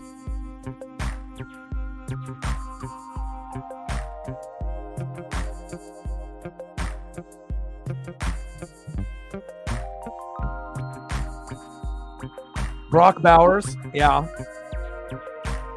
And Njoku, has been hurt, but when he's healthy, he can put up massive numbers. So, and obviously with the Amari Cooper departure, Njoku's, even though we know Deshaun Watson's dog shit, but at some point you would assume that Njoku will have a good chance, to get to double digits in, some of the games. But Watson is one of the worst quarterbacks in the NFL, so that doesn't really help. Now, if they go to Jameis Winston, then the value goes up. Next, floater, intercepted. Oh, he dropped it. Oh my God. Tyrann Mathieu, I thought you were the honey badger. What happened to my hands? That was bad. How do you drop that? My goodness. But also, too, you got lucky because this is the first year where tight ends aren't really dominating. It's like you got Trey McBride and Brock Bowers. Most of the time they're on. Kittle's been the best tight end overall, right? But a lot of tight ends are shitty, and they're not getting that many points. It's like, hell, if you get to 8 points in fantasy at tight end, it's like 10 in the past. So it's like you're not really – if you got strong wide receivers and quarterback play and kicker and defense, and your tight end only gives you 8, it might still be good enough for you to win. I mean, that's how it's been this year. Unless you have like George Kittle, and then if you got George Kittle, you're probably beating the fuck out of people, especially if George Kittle's getting 15 to 20 points from that particular spot. But I haven't seen the quarterback and tight end position be so shitty in a long, long time. So this is the lowest tight end numbers in like 15 years in fantasy. So I don't know what's going on with the targets or the game plan for these OCs, but apparently they think the tight end is worthless and it's only a blocking position now. So Chief in the building, what's good? Bro, how did Honey Badger drop that? That was an easy pick. That could have been huge.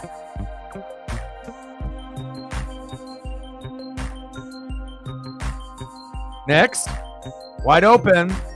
Needs to get a little bit more arm strength on that throw. Incomplete. There's been at least 5 throws that Nick should have made. Got to step into that throw, baby. Let's go.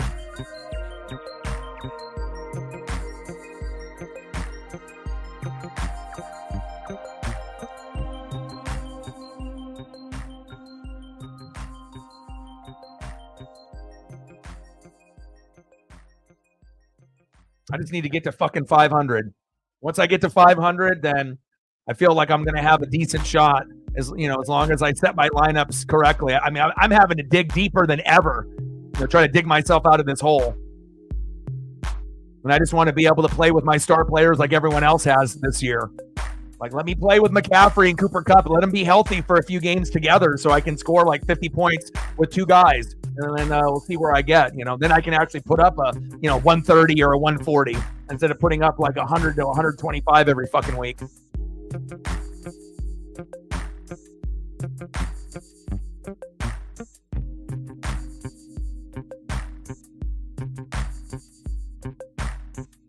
Yeah, but you can't blame it on the protection just because you're a Duck fan and you like Bo Nix. I mean, at the end of the day, the protection is there and he's got enough time to make the throw, but the arm strength isn't really there, You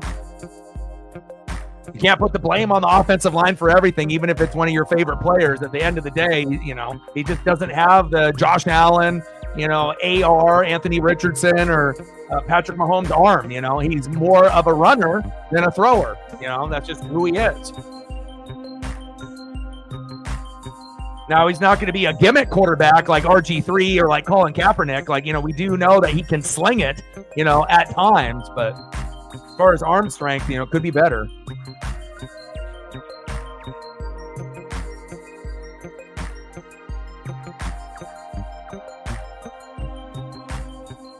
Shotgun set.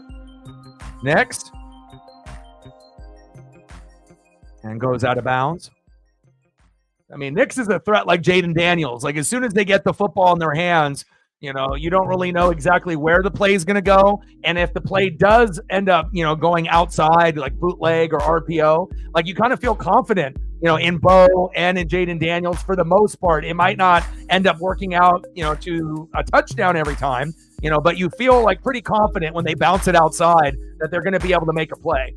And obviously we know Josh Allen might be the best bouncing it to the outside and being able to improvise and make a play. Big Nuts, Will Lutz with a kick, and it's good. Man, fucking maybe I should have had Lutz as kicker. God damn, if I knew it was going to be a field goal party like this, I could have got some good points out of Lutz. He's got at least 10 points now, maybe 10 or 11. What's he at right now? He's on the wire, so obviously people were afraid to grab him. Fuck, 13. God damn it, I could have used that.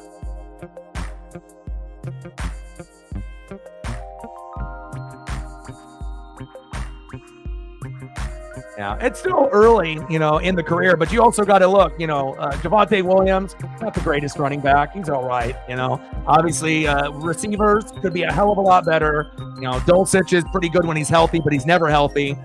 So if you ended up giving Bo better weapons, Like let's say Bo Nix is on the Bears, he's probably having success, like Caleb Williams. If you got better guys to throw to, better weapons overall with Swift, right, at running back, which I would think would be a little bit better than what you have with Javonte Williams slightly, and obviously with Rome and Keenan Allen and DJ Moore and Cole Kmet.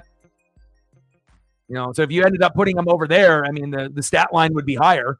So it's not just like, it's all Bo's fault. It's like, what does Bo have to fucking work with? He doesn't really have a whole lot to work with. They got not a lot. Defense has been overall pretty good. Patrick Surtain's the best corner in football, but, it's not like they have a lot of these weapons there, to be able to, make it work for him.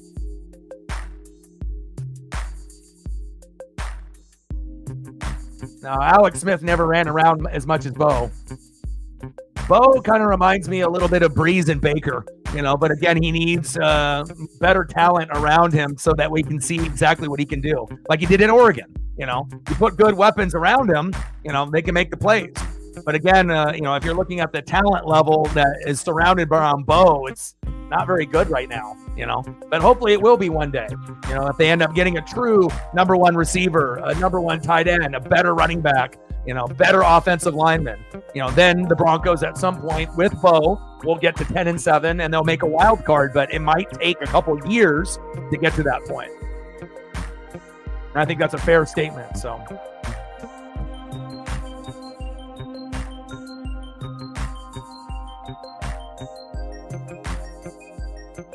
But, Bo Nix is kind of a poor man's Baker, at this point, but again, he could end up, turning into the Baker Mayfield on the Bucs one day, if the talent level gets better in Denver, but like you see flashes out of them, but Rattler, short game.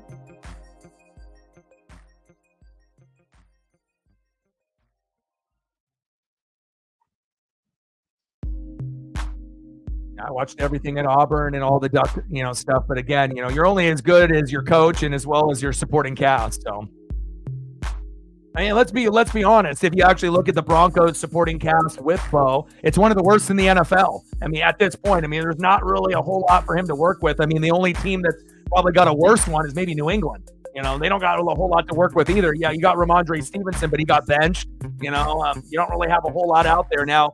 You got Demario Douglas and a few of these other guys that are trying to make names for themselves, but certain teams, they just don't have a whole lot to work with yet. And the kneel down ensues. It's halftime, 16-3 Broncos. But even with that being said, it looks like the Broncos are going to get the dub on the Saints. Saints are about to get their 5th straight loss, and Denver is trying to get to 4-3.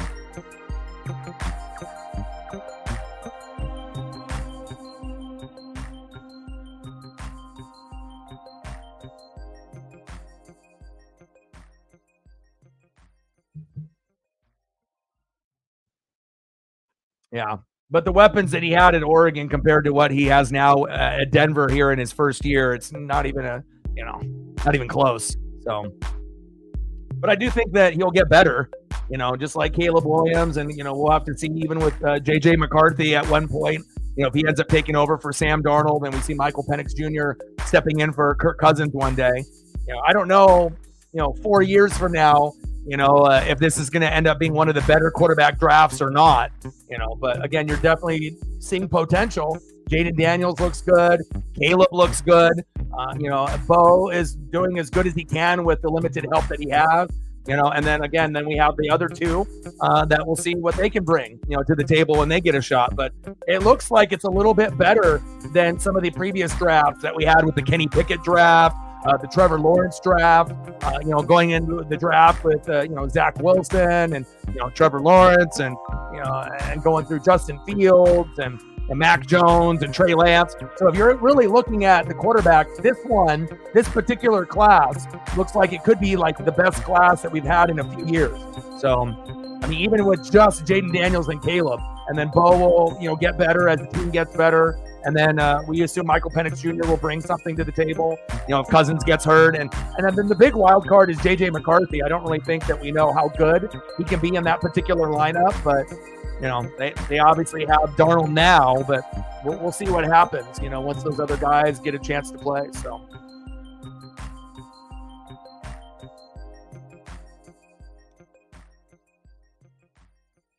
And sometimes, as you guys know, in sports, it takes a couple years to develop, and not everyone is going to be a show-out player, in their first year. I mean, sometimes it takes 2 years, 3 years, 4 years, and sometimes if you don't get on the right team and you don't get the right support, that might be your career, or you might turn into a backup or be out of the league, but definitely the potential with this quarterback class compared to the last few looks like it's the real deal. Like, Jaden Daniels looks like a top 10 quarterback in the NFL, clearly, and he could end up being top 5 sooner than later. And I think Caleb Williams right now is playing like, in the last maybe 3 weeks, he's playing like a top 10, top 12 quarterback. We'll see if he can sustain it. But again, he's got the Bears to a good record up to this point, 4-2. So I don't know if anyone anticipated that.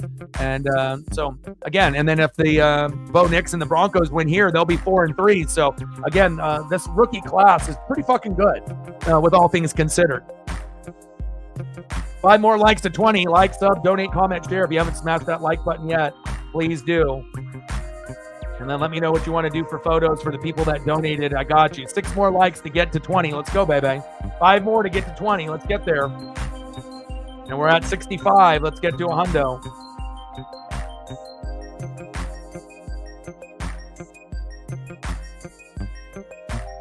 And we'll be doing the Oregon Ducks and the Purdue Boilermakers tomorrow. Then on Saturday, I'm going to do number 1 Texas versus number 5 Georgia. It'll be the first time that we do a game other than Oregon. Obviously, if it's Bama and Georgia, I'm always willing to do a matchup like that. And obviously, Georgia-Texas is must-see TV. And then on Sunday, we'll do Jets-Steelers for Sunday Night Football. I'll do a couple of reaction videos prior to that. And then on Monday, we'll do Buccaneers and Ravens. Very excited about that matchup as well. This is the best matchup in the NFL this week, though, out of the year up to this point. Texans-Packers, 5-1 versus 4-2 in Lambeau, must-see TV. Lions-Vikings, 4-1 versus 5-0, must-see TV. Sleeper game, Seahawks-Falcons, could be a little bit better than people think, right? Chiefs-Niners, should be a decent matchup as well. And then obviously Ravens-Bucks to cap it off on Monday night. So, 5-6 quality matchups, that normally you only get like 1 or 2 a week. So to get 4, 5, or 6 in 1 week is pretty impressive. So, Day in the building, what's good?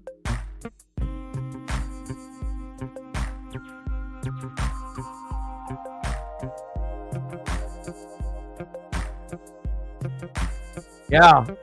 Congratulations on that with the walk-off.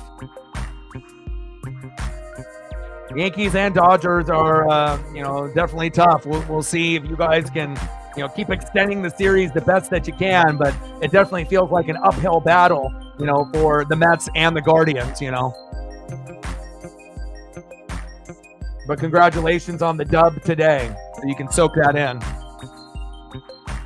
And on top of Aaron Judge hitting a home run, obviously from the night before and today. And typically when Aaron Judge homers, they win, regardless if it's a solo dinger, if it's a 2-run bomb, a 3-run bomb, or a grand salami, right? It's usually when Aaron Judge homers, they typically win. But, obviously you had to come back in dramatic fashion, and you guys got that dub. So, right, exactly. It's like you don't want to get swept. So, it's like you got there, but you don't want the run to end. And also you don't want to get embarrassed. You don't want to get swept 4-0, after making it to the Final Four. So I totally hear you.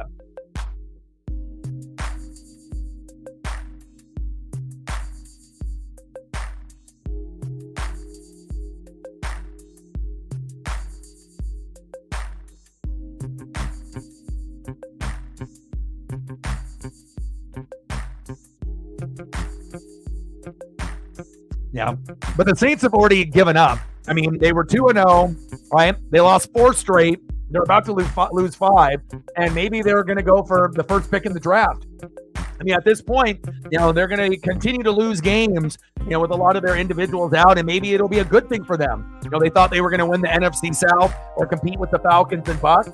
2-0, 91 points scored, and obviously the injuries started piling up. Now, at this point, if you just keep losing games, and you go 2-15 or, 3-14, whatever. If you end up just, winning 2, 3, 4 games and you can get a top pick in the draft, first, second, or third, grab a, quality piece to help, this ball club move forward. I mean, obviously they're going to need a lot, but, maybe getting a top guy in the draft could move this team forward, take one step back to go, 5 steps forward. But I mean, at this point, you're not going to, and I don't think that even tanking is something that they have to do. They're just bad. So it's not like you have to tank. You're going to lose no matter what. So it's not like you have to put effort to lose. You just go out there and play the way they've been playing. And if you play that way, you're going to lose the game. So unfortunately, that's just how it goes sometimes when you have injuries to your center, Ruiz, injuries to your tight end, Taysom Hill, injuries to Rashid Shaheed, IR surgery, injury to Olave, concussion, as well as Paulson Adebo and a few others, obviously, even in today's game. So unfortunate for the Saints, and again, I know some Bucs, Falcons, Panthers, and NFC fans are happy that the Saints are getting their ass kicked, but I'm not, regardless if they have a fan base that is passionate, but, some of it is toxic, and some people say, well, they're getting what they deserve, but I don't know if anyone deserves to lose like this, and it's not like they have everyone healthy and they're playing bad. They're injured. And it shows you when the Bucs were injured and we had now Antoine Winfield Jr. or Vita Vea, we lost to fucking Denver. And again, the way that we look, that shouldn't have happened. But anybody can beat anyone on any given Sunday, Monday, Thursday, especially if you have injuries to your key guys. The Hawks started off 3-0. It's lonely at the top in the NFC West. And in that third game, you had injuries, 2 to your defensive linemen, 2 linebackers. You have like 5 starters on defense out of 11 out, and they've dropped 3 games. So it's like 3-0 and then 3-3. It's like, you're climbing the mountain, you're at the top, and then you're at the bottom again. So, it shows you it's not necessarily all, about player, effort or coaching. Sometimes it's just the injuries are too much and you have shitty backups and you don't have enough guys in, second string, third string to fill the gap.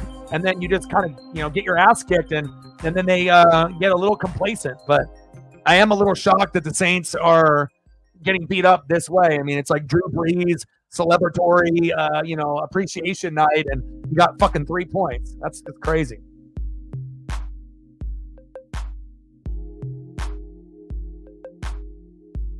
But hopefully we get the Saints in the end zone, at least at some point today.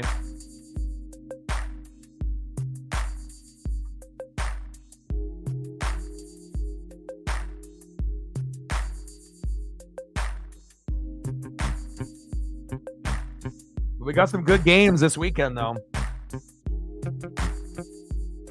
I'll definitely be watching many, many options. All right, we're getting back from halftime here in just a second. Like, sub, donate, comment, share.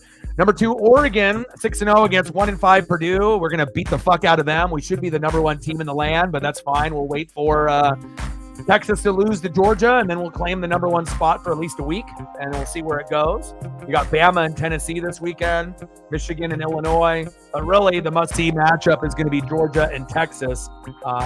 Number 5 Georgia, 5-1 versus number 1 Texas, 6-0. And we'll see what happens in that matchup. Good weekend of football, for sure. We're at 65, 35 to go.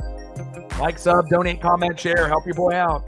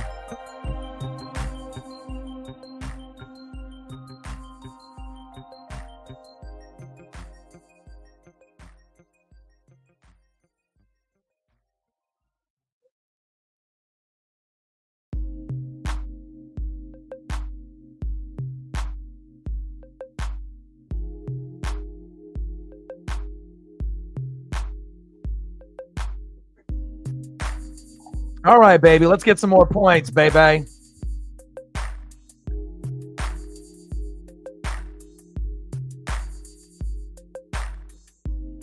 Come on, Saints, get something.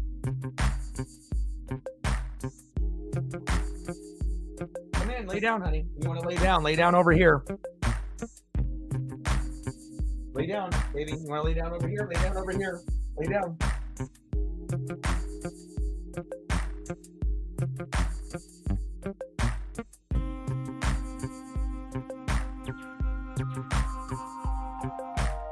Lay down. Good girl. Lay down. Good girl. I'll get you a blanket.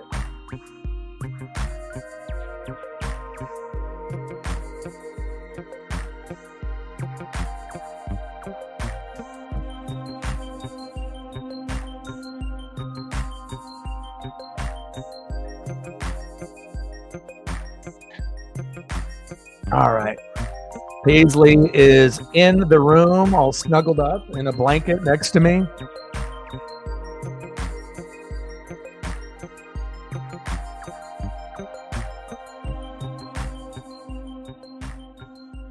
I mean, usually, it's like I said, when the Saints win, I'll get a lot of views on like the reaction videos because obviously they love being able to see their team win. But when they lose, they don't even watch.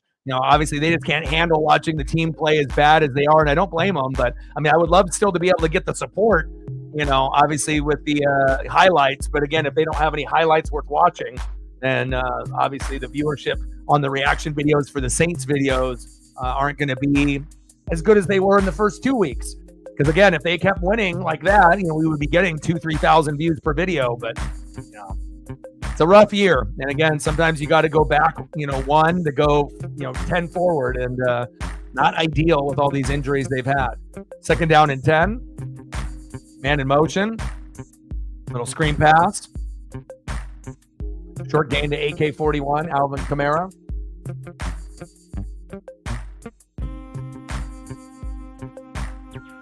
I mean, there's Saints fans that can't even watch their team play anymore.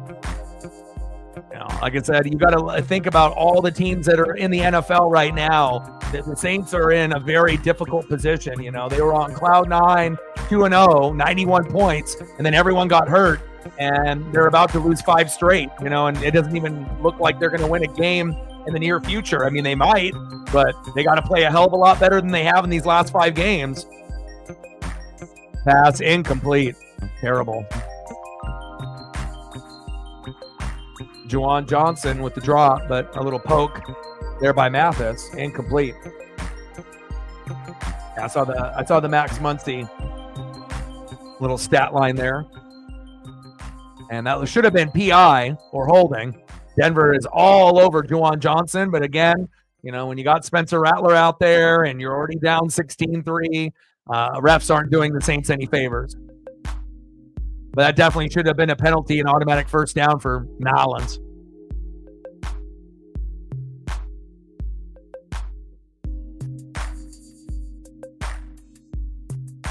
Ooh, big tackle.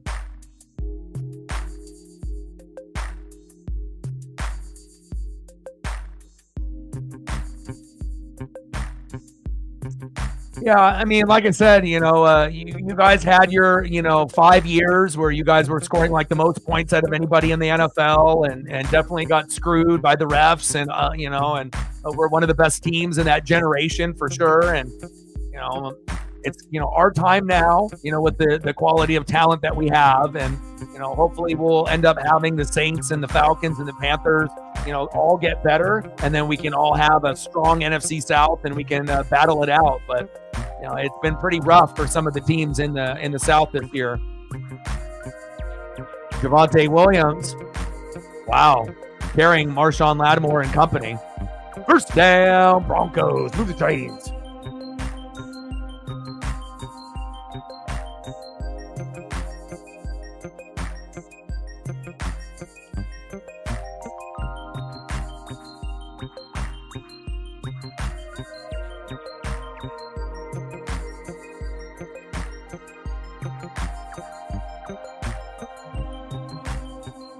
Florida Panthers lost to the Canucks.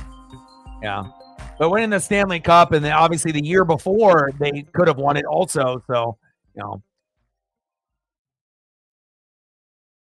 still early in the season. Still one of the better teams, obviously in that Eastern Conference. So.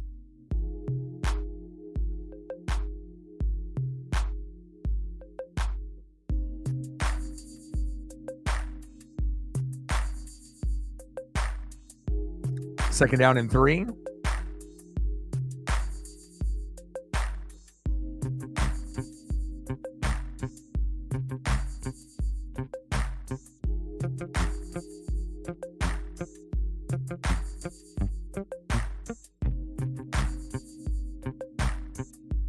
Little flip. Uh-oh, McLaughlin. Wow. Saints defense, it's like, DeMario Davis, you already know that he'll be trying play in and play out. But where is the effort from everyone else? Like, the effort is so piss poor. Like, are you tackling? Are you wrapping up? Like, what's going on here? The lack of effort is startling. Like, I've seen a lot of bad teams play bad football, but this is ridiculous. Like, we don't need to be known, as like the worst conference in the NFL. Golly. Come on, Saints.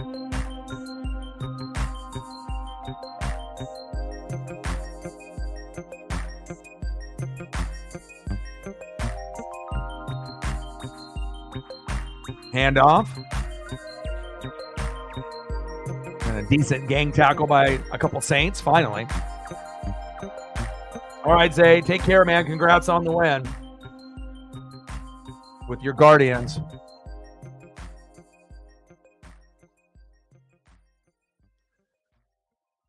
Saints defense, 133.7 rushing yards per game tonight, 150. Ooh.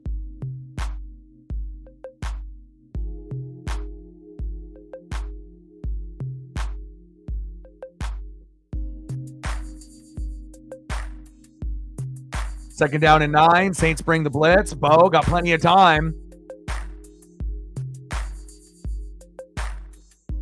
Troy Franklin with the catch. Third down and 5.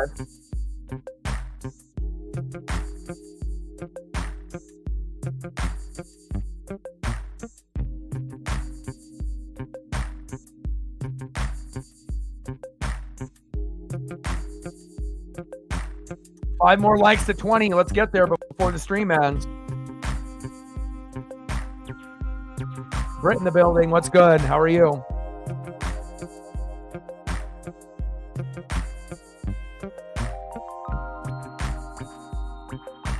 Shotgun set. Third down and 5. Nix. Floater. Got a man. And complete. Wow. Good coverage there. Intended receiver was Humphrey. Man, if I knew it was going to be a field goal party like this, I would have grabbed Lutz and started him. I probably should have. Kick is up, and it's good. Big monster day from Big Nuts Will Lutz, the former Saint kicker for the Broncos. 19-3, Denver. This one is ugly. I mean, we know there's going to be certain teams that are, struggling, but I haven't seen the Saints play like this in a long, long time. Kick is up, and it's good.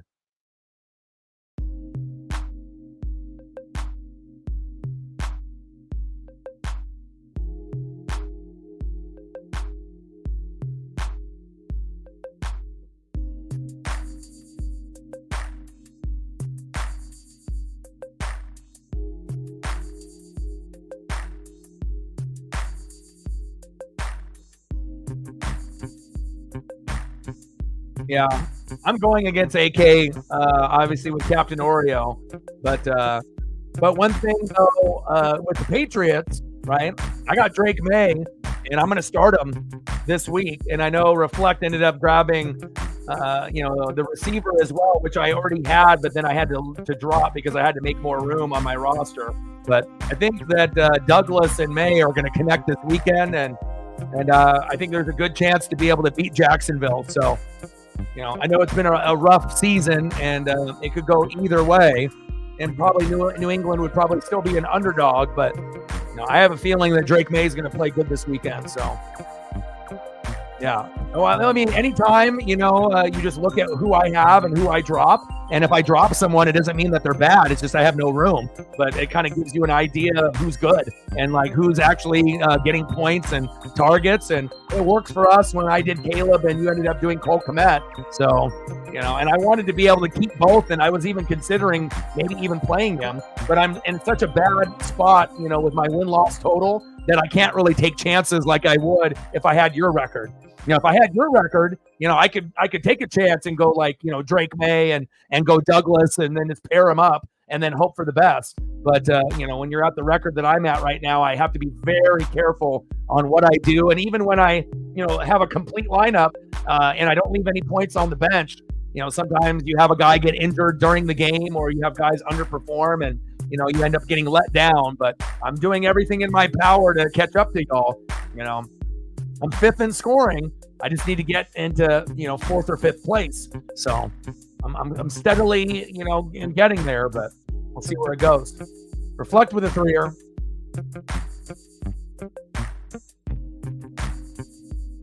Stacks on stacks, racks on racks, little Cactus Jack, bang, bang. But if you ended up watching any of the Patriots, and, I try to watch everyone, but you could tell with Demario Douglas, that's Drake May's favorite target. So, again, if you're going to be able to get, 9 targets a game, come up with 6 or 7 catches, have a chance to be able to get into the end zone, get over 50 yards, 50, 60, 70, 80, 90, and maybe be able to get a tutty here and there, that's obviously normally worth, a roster spot. So I guess it was either him or Wan'Dale Robinson, but when Wan'Dale was available, I had to grab him because, he's gotten 10 points or more every game of the year. So, at least I have that as a backup for me, besides like Cooper Kupp and Mike Evans. But if I had one extra spot, I would have, kept Douglas, on the roster on my bench. And, because you always want to be able to have bench pieces that you would consider starting. So hopefully he'll continue to have success and maybe you'll be able to implement him in the lineup if you have an injury.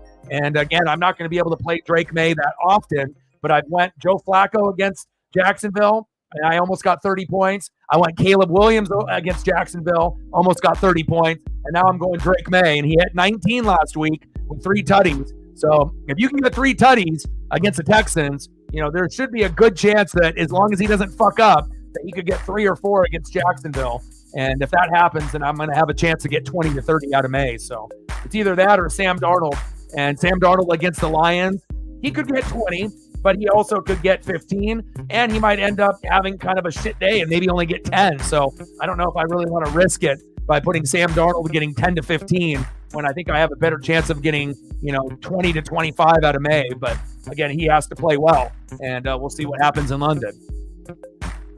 But sometimes you got to dig deep. Nice tackle on AK-41. Let's go. Reflect with a 3-er. Appreciate you. But even the Patriots have valuable assets from time to time. Stacks on stacks, racks on racks, little Cactus Jack, bang, bang. Appreciate you. Yeah, pretty much if you just watch the top tier people in the league and what they do, you'll figure out a strategy, in fantasy. So, Elliot in the building, what's good? It's bad, bro. This is the worst Saint team that I've seen in a long fucking time. The way that you guys are playing, just being real, you guys might not win a game the rest of the year. That's how bad you guys are. Obviously, once you guys get some players back, Adebo got hurt. Obviously you have Carr. Ruiz is out. No Olave, no Rashid Shaheed, no Taysom Hill. Hell, if your best receiver is Bub Means, that's a fucking problem. Not ideal, but again, if you guys end up getting like the first, second, third, fourth, fifth pick in the draft, and you guys only end up winning, 3-4 games total, only 1 or 2 more for the rest of the season, it could end up, going in your favor because then you would fire Dennis Allen. You end up getting maybe the top pick in the draft, maybe get a guy like Travis Hunter that could be like Reggie Bush when you got him, and maybe that could get the team turned around a little bit. But, I'm used to watching NFC South ball, and this is not what we expect from the NFC South whatsoever, but injuries are a killer.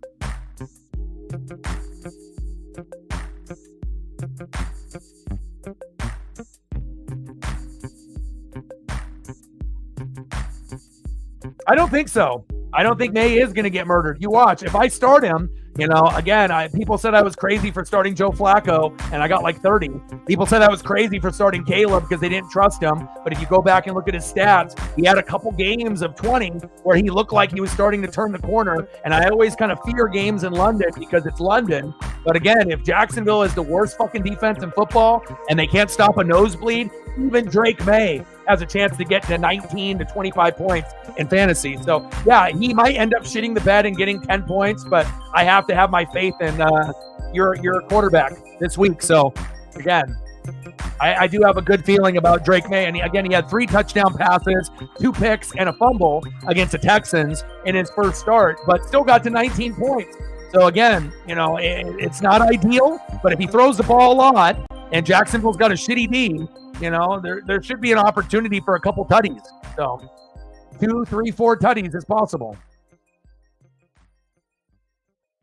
And again, it's a green 32 matchup. And as Reflect knows, when you're struggling or when you're playing well, you can go with name recognition in a red matchup or a neutral matchup, with a top end player. But a lot of times those guys that are projected for 14 or 15, they end up getting like 5 or 6, and then you lose. So sometimes you got to go with a lower name that's got a green matchup. And if it's a green 32, chances are you're going to end up getting points regardless on who it is, as long as the game plan goes correctly.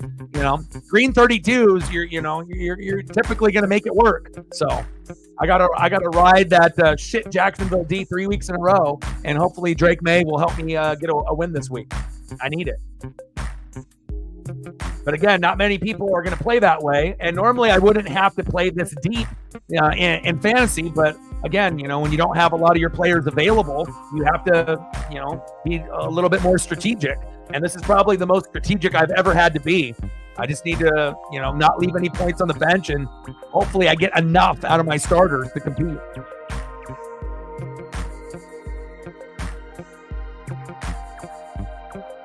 I don't know. I think the Patriots can win this weekend.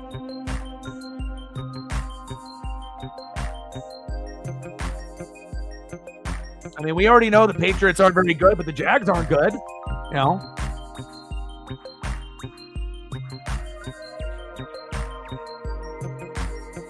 New England's defense is better than Jacksonville's. So, I mean, like Jacksonville's only piece is what, Tank Bigsby, and I'm running with him too. So Tank Bigsby might end up getting a touchdown or 2, and I'm hoping that he gets like 20-plus fantasy points, But other than that, they don't really got a whole lot working on that side of the ball. Bo, bouncing it to the outside. Oh, my. Bo Nix. First down, Broncos. Yeah. That would be nice.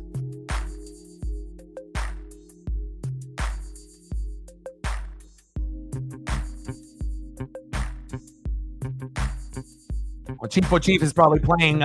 Chief's got Saints defense, I would assume. Anytime you end up seeing anyone that has a reaction and it's not their team, and then, it's usually because they have them in fantasy and they're not doing well. Esp. We're at 68. Yeah, I have not seen. This is like, I've been watching Saints football for years and years and years and years, but the lack of effort on this team is ridiculous.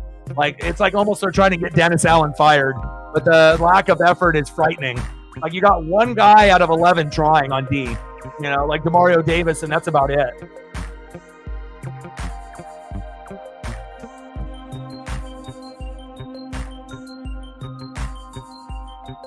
Yeah, we got to 25. Chief with the tour. Stacks on stacks, racks on racks, little cactus jack, bang, bang.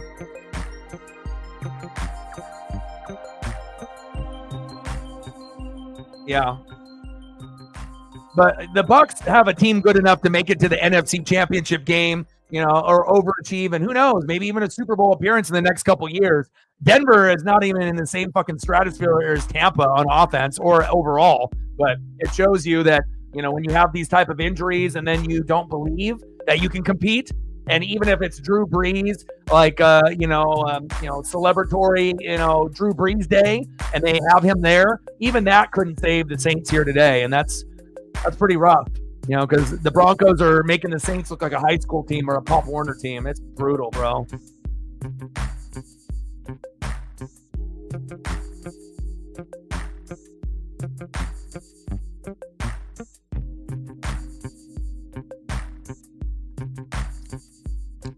But at least the Bronco fans are happy. I know my best friend Justin is happy. Obviously, he's been a fan since like the John Elway era. And, Saints fans, fuck, man, I don't know what to say, man. It's like I'm not used to seeing them play, this bad. And it's like you're going to play bad on offense. And normally the defense, at least, is going to do their part. But now even the defense is not doing their part. And, at this point, I don't even know if the Saints are going to win a game the rest of the year. They scored 91 points in the first 2 weeks. They're on a 5-game losing streak. And it's not looking good.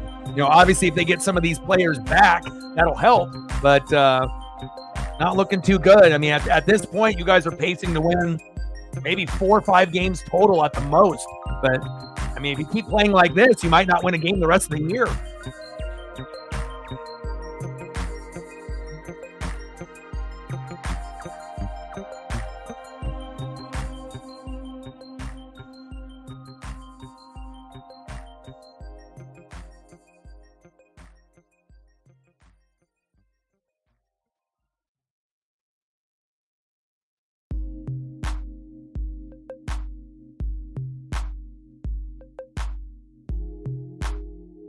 Go, baby.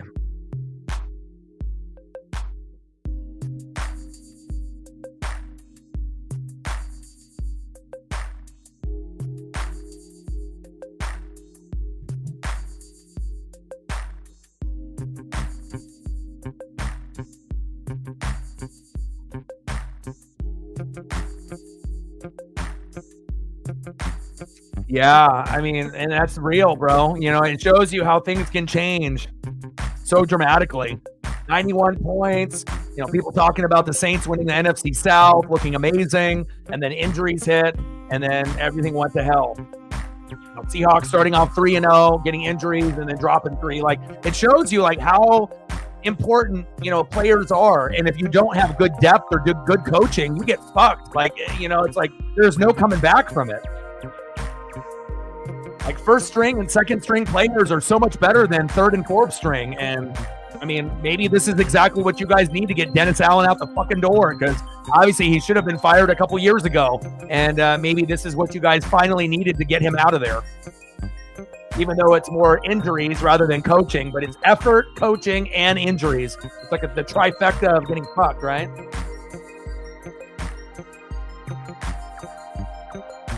Yeah, Ruiz is huge, man. Yeah, and McCoy. I agree.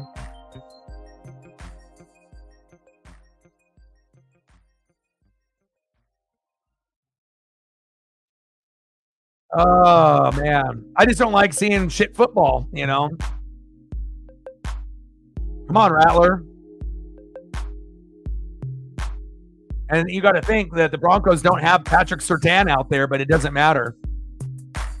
Like, Rattler's got the ability to be able to move the football here and there. But again, with offensive line injuries and not having Olave, Taysom Hill, and Rashid Shaheed, those are the main guys that he'd be going to, Like, the Saints are bad, but they're not 26-3 bad. Yeah. But also, too, they had a soft schedule in the first 2 games. That's why they scored 91.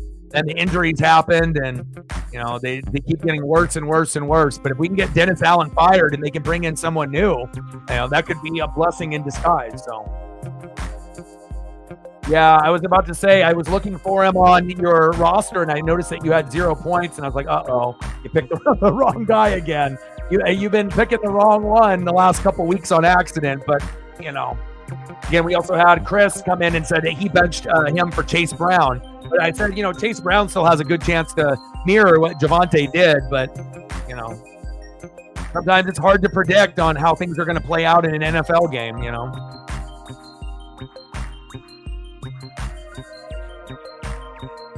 Jamal Williams with the short carry. Yeah, and it sucks too, because usually the Saints fan base is the one that watches my reaction videos when I do Saints. And, when they win, I'll get 2,000, 3,000, 4,000 views. When they lose, I'll get like a couple hundred, because, again, they can't stomach the losses. And it's not like I'm rubbing it in, when they're losing or anything. It's like, if anything, I want the NFC South to be represented correctly, and I'm going to try to be able to talk up, when I can, but there's not a whole lot to be able to talk up on this particular roster right now. It's rough.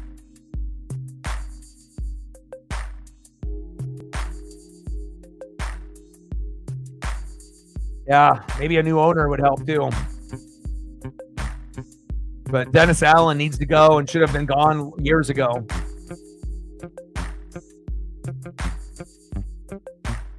Jamal Williams with a nice carry. First down, Saints.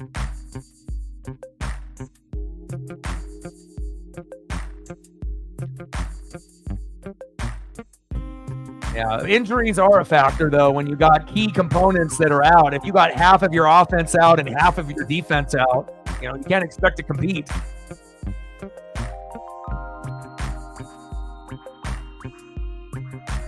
Man, they're going to start giving refunds to fans here tonight.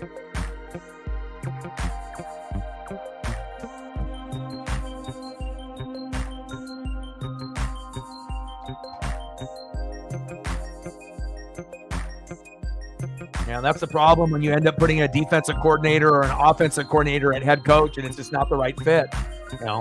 Like when the Broncos tried to do Nathaniel Hackett, I could have already told you that was going to be a failure. Some guys, are leaders, and if you're a good play caller, doesn't mean you're going to be a good leader, defensively or offensively as OC or DC. It takes a special person to be able to lead and want people to follow you. You have to be intelligent and you have to have that aura and vibe. And if you're just a play caller, a lot of times it's not going to work. I mean, look at Josh McDaniels. He could call plays, but he has no fucking leadership. No one respects him. So again, it's like, sometimes you're just better off of being a good play caller, and that's okay. Be one of the best OCs or DCs in the world. Don't worry about the pressure of being head coach, because again, not very many people can do it.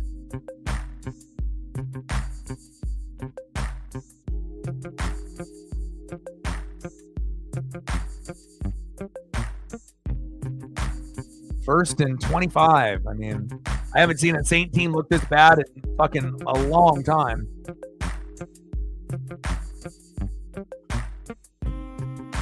Mason Tipton. I mean, you're getting, obviously they have so many injuries. The people that are actually making the plays in the game, most people have never even heard of these guys. That's how banged up they are. Second down and 18, Rattler. Wilson with the catch, but a flag, probably coming back due to a hold. It's just their luck.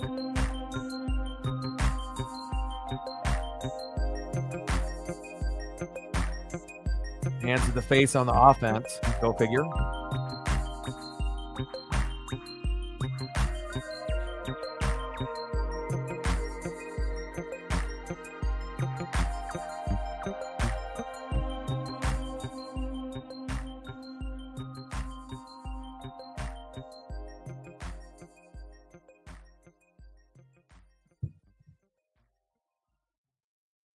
Saints fans want a refund. They're like, why did I get dressed up for this?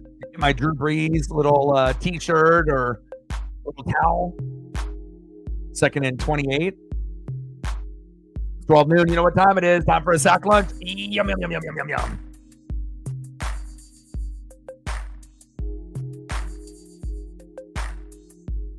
I know. Bub Means is probably your best receiver. That's fucking terrible.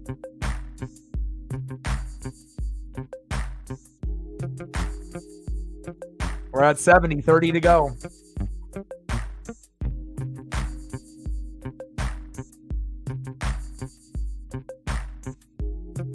Yeah, but I don't get any enjoyment seeing the NFC South struggle. Third and 34. Little screen, pump fake, Hezzy. Ooh, escapes that tackle and another tackle. Decent gain on third and 34. Obviously not enough.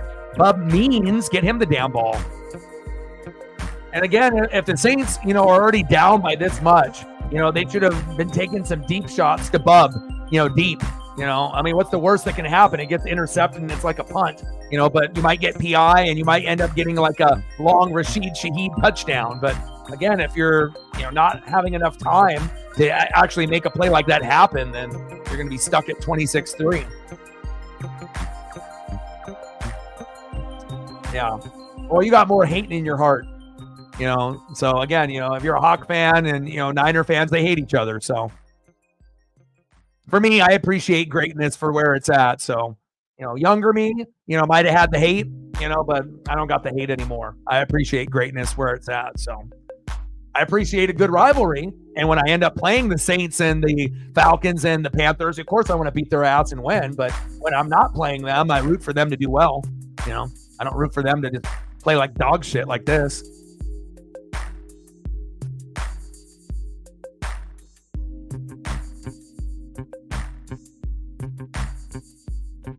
I mean, hell, even Paisley can't watch. She covered her face.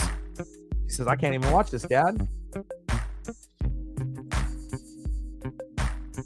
But for all the people that thought that Spencer Rattler should be starting over Carr, you realize that is not the case. It's like you can root for someone and hate Carr and say, he stinks, he sucks, he's not the right fit, he's not good. And then, Rattler's better. And then you get your wish of getting Rattler and he looks goddamn terrible. And of course, he looks better when there's weapons for him to throw to, but still, he's not better than Carr at this point, and he probably never will be. 26-3 Broncos. At least we got one team over 20. Like, sub, donate, comment, share. If you haven't smashed that like button yet, please do. Help us get to 20 likes so we can hit the algorithm, baby. We only need a couple more. If you haven't done it yet, please do. 3 more to go. We're at 17. 3 more to go. Now 2 more to go. 2 more to go. Some of y'all got some backup accounts. Let's go, baby.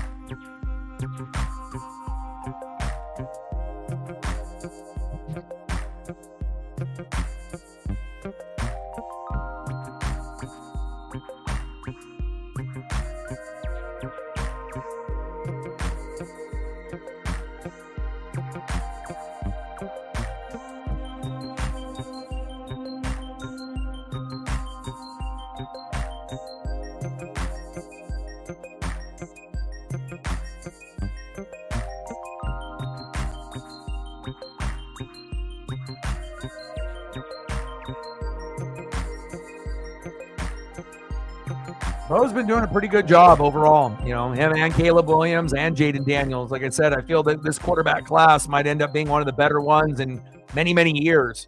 And we still haven't got to see what J.J. McCarthy can do to surprise us, as well as Michael Penix Jr. So, flag on the play.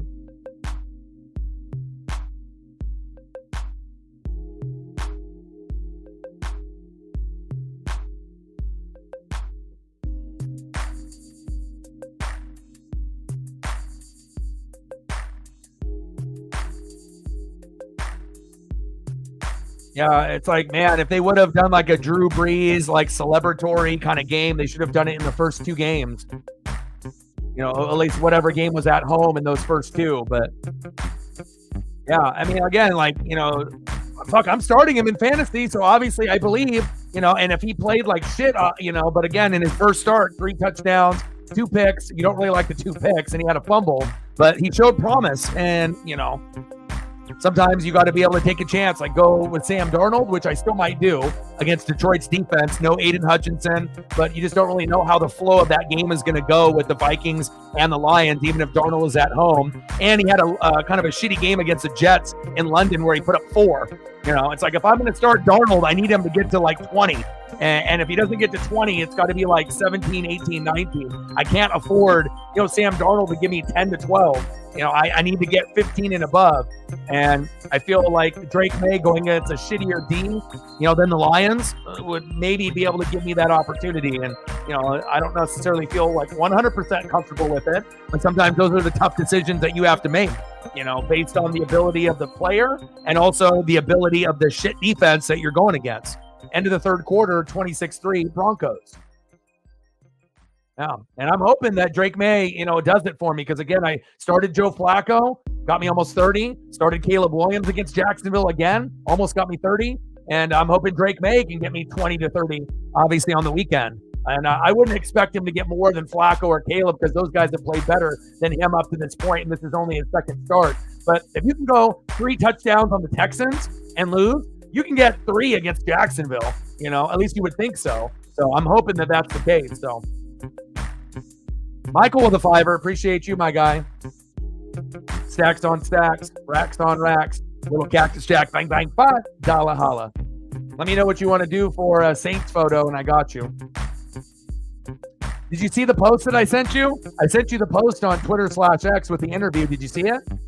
I assume you saw it. I mean, anytime it's music related, I'll send you something. So, and then I like his idea of posting it on a Monday, so that way that the kids and the adults can listen to it in their car or in the morning instead of dropping it on a weekend where people are partying and they might not really get to deep dive into it, and it's just kind of by word of mouth, But if you drop it on a Monday, no one else is dropping. And so if you are a fan of someone like Tyler, you can sit there in the morning or afternoon before Monday Night Football or anything else, and then you can, kind of tap in to see if it ends up being good or not. So, and it just depends if you like that particular artist or not. So,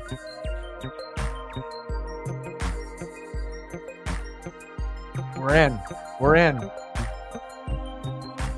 Yeah, midnight drops. I mean, those are for like the hardcore, it's like if they already know that there's going to be a rabid following, of any big artist that drops at midnight, or there's a mixtape, or it's Kendrick, or it's Drake, or it's J. Cole, or if it ends up being someone a little bit more underground. So if only Tyler and Frank Ocean, could end up dropping stuff on a regular basis, but it's like those guys don't drop as often as others. So, but it's more about quality over quantity, right? End of the third quarter, 26-3 Broncos. I was just about to say that. You got it right on the head. It's unfortunate that we can't get the hungry Kanye, and the hungry Drake and the hungry, artists when they are just trying to be able to show that passion and emotion, and you can feel it in the delivery, in the lyrics. But of course, once you become famous and you've made it, they definitely get a little lazy, because they know they've made it already, and you don't feel the same type of energy in the music. Some of it can still be okay, but early Kanye and early Drake will never compare to anything that comes out now. Play action bootleg by Next. Big hit there by Demario Davis. At least we got one player fucking playing for the Saints. Me too. I like him a lot. I mean, there's a lot of guys on your team that, like I don't mind Lattimore. I like Demario Davis. He's my favorite player on the defense. Obviously we feel that Cameron Jordan has definitely lost a step. It doesn't look like the same player anymore when he's out there. Lattimore is still good. Demario Davis is still good. Taysom Hill is great. I like Olave. I like Rashid Shaheed and what he was able to bring. AK-41, no explanation there, but 3rd down and 7. Matt does on his bench. I already know everyone's roster.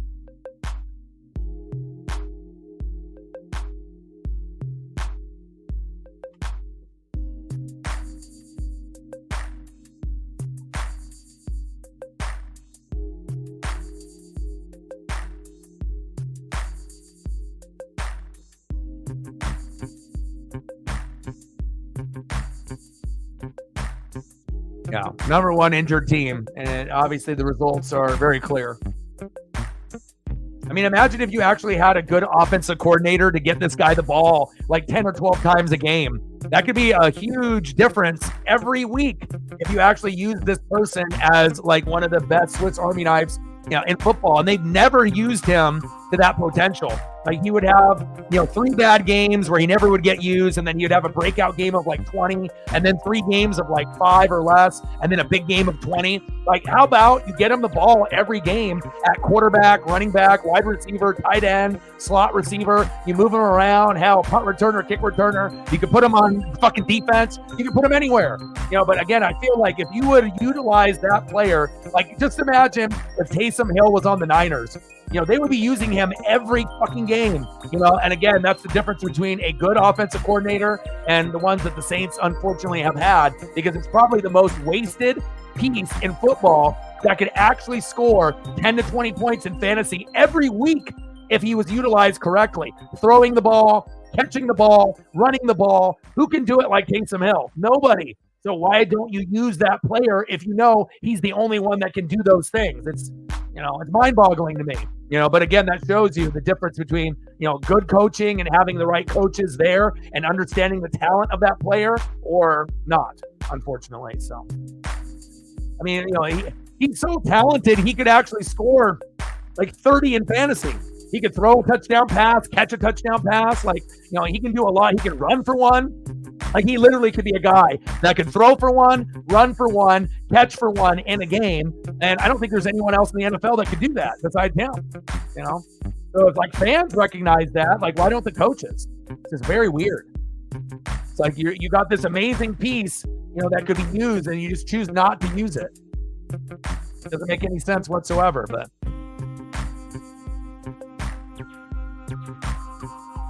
I mean, imagine if Taysom Hill was on the Chiefs. Imagine if Taysom Hill was on the Niners, how they would be using him weekly. It would be scary. He would be like a must-start guy in fantasy.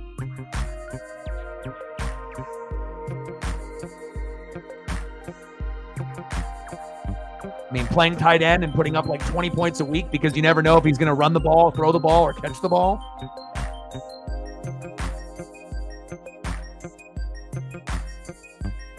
Hope you enjoy those. He's the man. I've always liked him.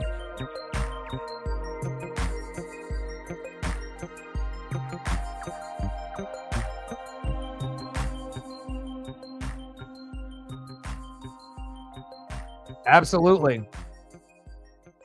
Devontae is the number 1 now. And Garrett will be 2, and then Allen the Lizard Lazard is already taking things away from Garrett Wilson as well. Even if they get rid of Mike Williams, it's definitely, you're still going to have big games out of Garrett, but if you actually look at this season before Devontae got there, when it was Garrett Wilson, Allen the Lizard Lazard, and Mike Williams, who was the best receiver out of the 3? It was Allen the Lizard Lazard. He actually had more consistency than Garrett Wilson. Garrett Wilson really didn't have very many good games. He had that one blow-up game, after like 5 games in or 4 games in. But other than that, like Lazard, was getting double digits in fantasy pretty much every week, and even hitting 20 a couple times. So, it seems like Aaron has more of a connection with Lazard, and obviously now with Devontae. So I still think Garrett will have some big games, but I think the fantasy value definitely went down. AK-41 with a short game.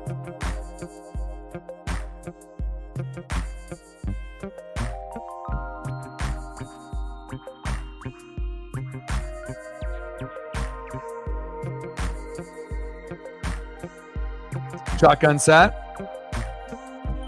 That's why fantasy, it's a little tricky, because if you get, sucked in by like name recognition and you see like a popular player and you just keep playing that player because he's popular, sometimes you end up losing games. Like, sometimes you got to go past just the popular name and you actually have to look at the matchup in the lower name player. And sometimes that lower name player that's got a better matchup is going to get you more than a superstar player in maybe a suspect matchup, or, whether it's green, red, or neutral. 12 noon, you know what time it is? Time for a sack lunch. Yum, yum, yum, yum, yum, yum.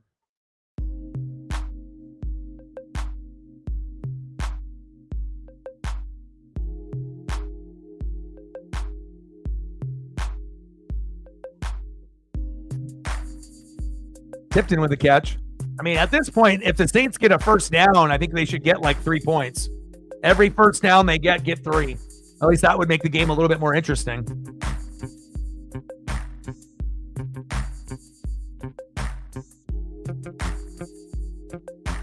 Yeah, but you haven't been hit with injuries. You haven't gone through what I've gone through. So you're at the bottom with me, but you haven't gone through what I've gone through this year.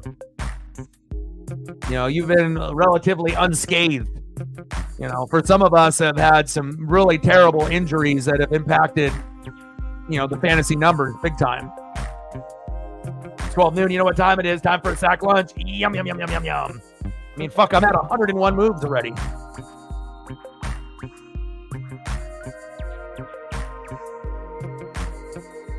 mean, if I didn't make any moves, I would be winless. I mean, besides the first week of the year when I actually had the opportunity to use Cooper Kupp, even though CMC was fucking injured. 4th and 20.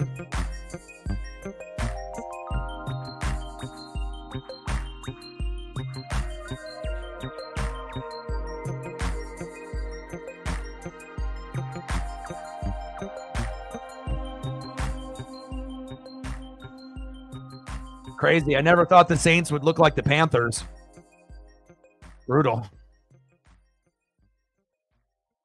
These fans are losing their goddamn minds. 2-0, 91 points.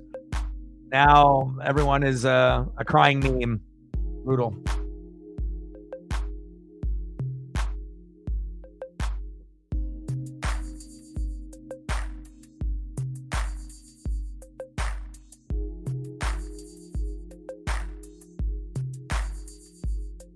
Lattimore with a hamstring, man, just keeps getting worse, huh?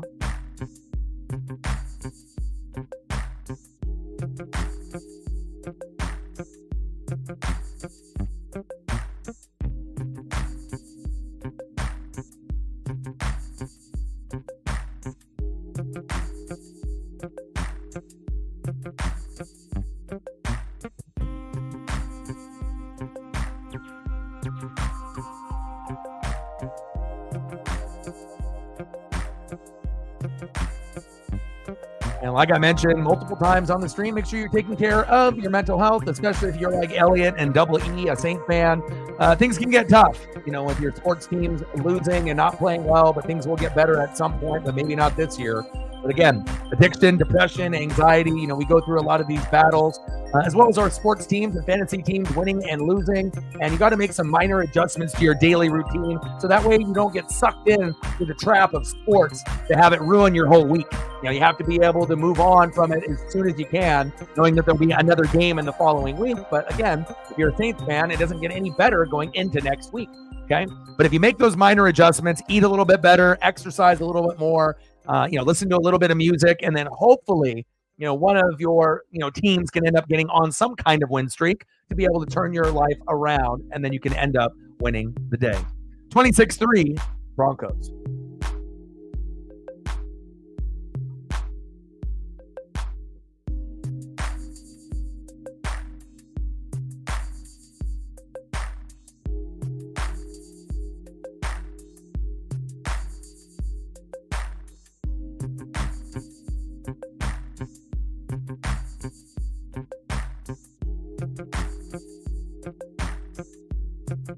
Toby in the building. What's good? Duval.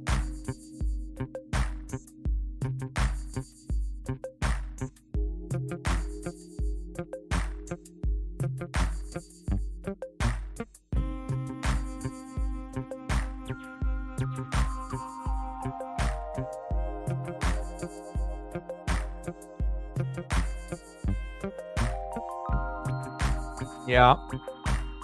That was a dumb move. Agreed. Javonte Williams about to run for like 200 fucking yards. This is crazy. And this is what happens when you have injuries and then they give up. Flag on the play, that's coming back. But you can definitely tell the Saints have fully given up. You know, and again, you can tell by just looking at the effort of the players. You know, are they actually trying to tackle? Are they actually, you know, like Dennis Allen is definitely getting fired this year for sure. Should have already been fired a couple years ago, but now, you know, they can say, oh, it's the injuries, but, you know, it also gives them an excuse to move on. So Yeah, baby. I'm starting him this week, so I'm hoping for a touchdown or two. Well, he's averaging about 7-8 yards per carry. I don't think ETN's playing, so with a hammy. So if I can get 20 points out of Bigsby, that could be the difference between me beating Captain Oreo or not. So I'm hoping that will end up happening. Could be a close game, though. I don't know if you guys are going to win. The Patriots are going to have a shot with Drake May, but it could end up being pretty close in London. Yeah, now Lattimore hurt too, bro.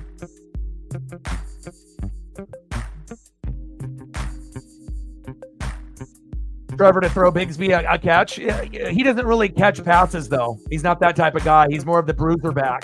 ETN is more of the pass catcher kind of guy. So I don't know if Trevor's going to throw to him for a touchdown catch. They're just going to pound the rock, and the Pats usually give up rushing touchdowns. So that one deflected back behind Bo Nix, incomplete, 3rd down and 19.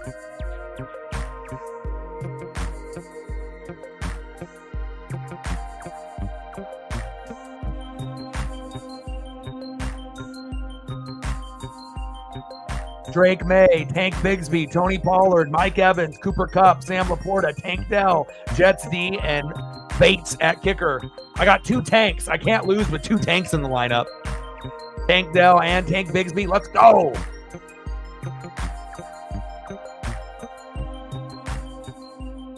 Third down and 19. Shotgun set. Little draw.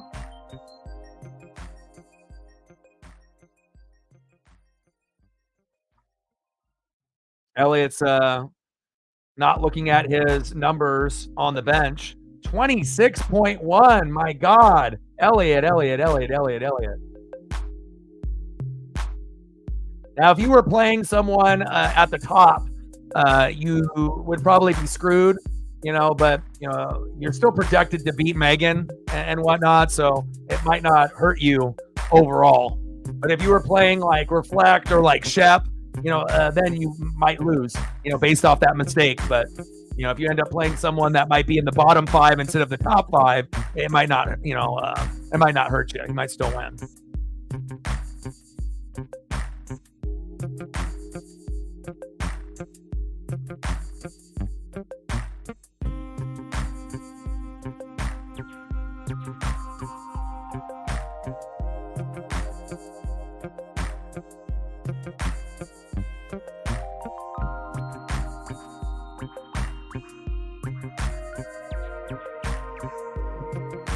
I think it's weird.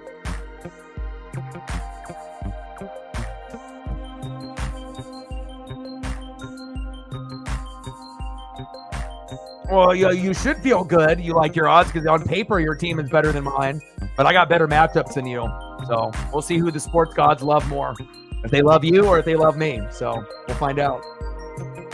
And obviously I want the Bucs to be able to beat the Ravens, and whatnot, but we'll see how it goes.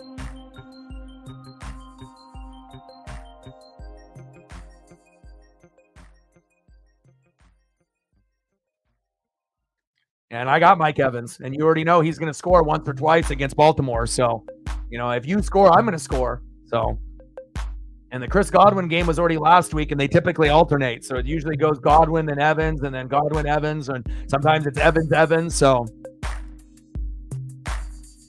we'll see how it goes.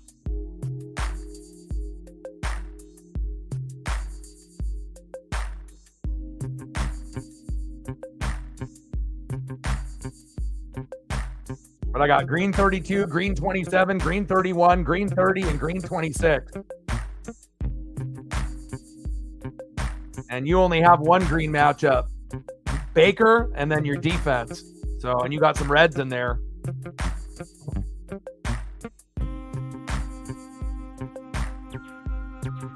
And just because you have a red or a neutral doesn't mean that the player can't hit. You can still get 20, 30 points out of a red, or a neutral. But it seems like this year, matchups are a little bit more important than normal, where you might have been able to get away with 20 points in a red before, but, you might not get that now, in this particular year. It's a weird year in fantasy. I'm not used to quarterback play and tight end play being like off, and injuries to superstars have been massive this year.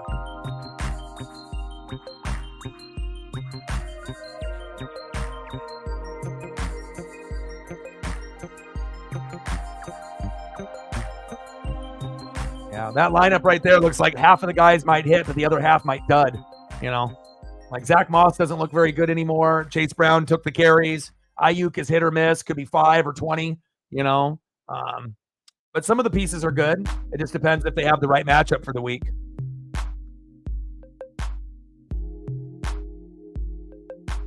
AK-41 with the short game. 75, 25 to go, baby.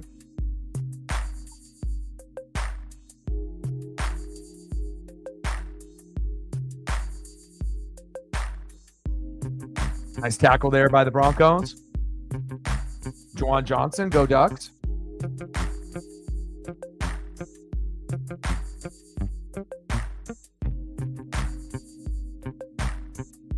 Yeah, but it's easier said than done if you have superstar players, though.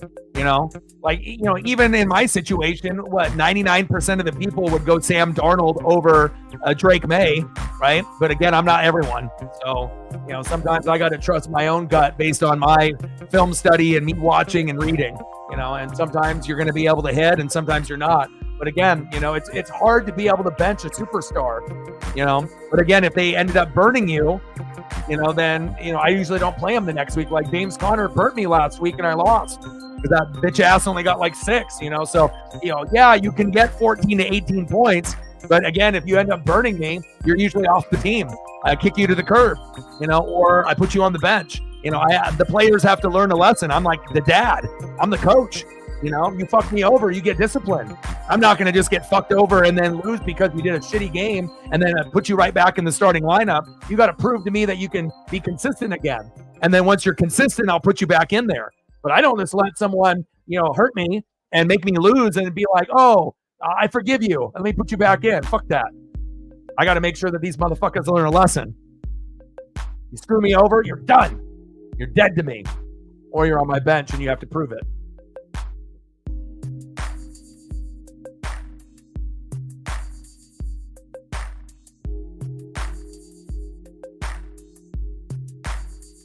We'll see what happens, man. KC defense, Steeler defense. You got some tough matchups, man.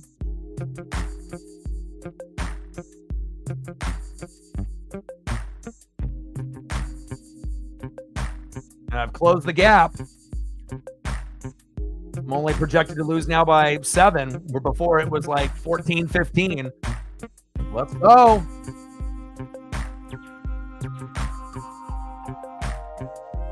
Fuck, man, I'm pissed that I lost last week. Like I said, I had that game plan perfectly to, I was thinking that, hopefully I could end up winning that one by like 1 to 5 points, but I didn't expect, Jordan Mason to get hurt within the game, Connor to play like shit, and the Broncos D to put up fucking 2, I only needed just a little bit more to, and also, Bo was at a fucking -1 and then ended up getting to like goddamn 20.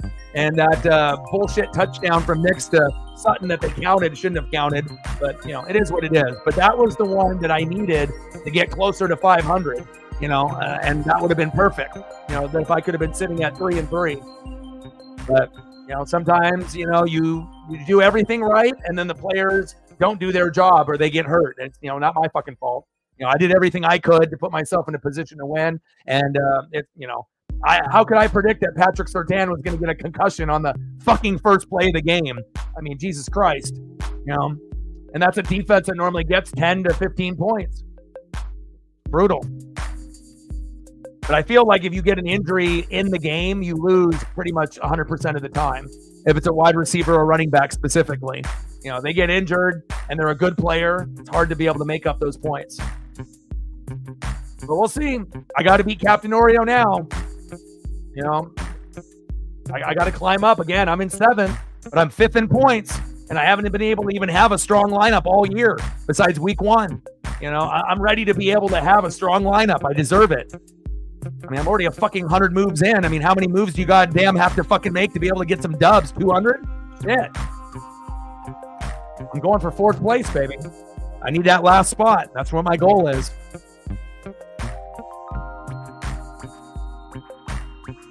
But it's crazy because I'm having to use players that I never would roster or never would play. But that's where I'm at, Like these helmets and jerseys, from that previous matchup there with Raiders and Broncos. Those are beautiful. Those should be the everyday uniforms. Hole in the building. What's good?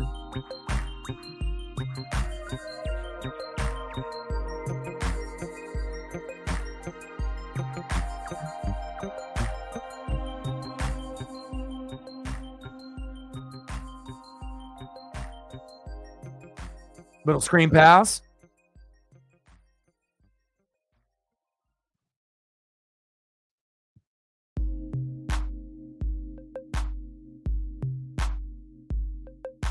Yeah, but I've never heard of anyone making the playoffs starting off 1-3.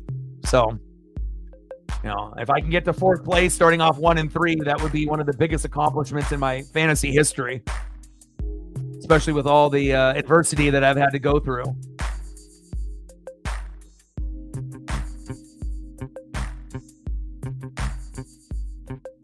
An eligible man downfield.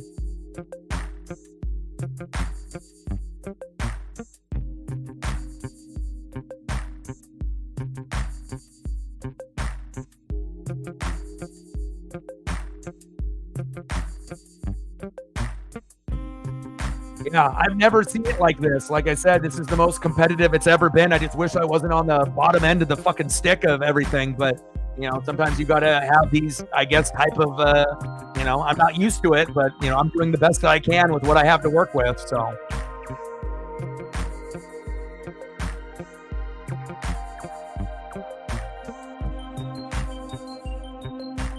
Estimate with a fumble.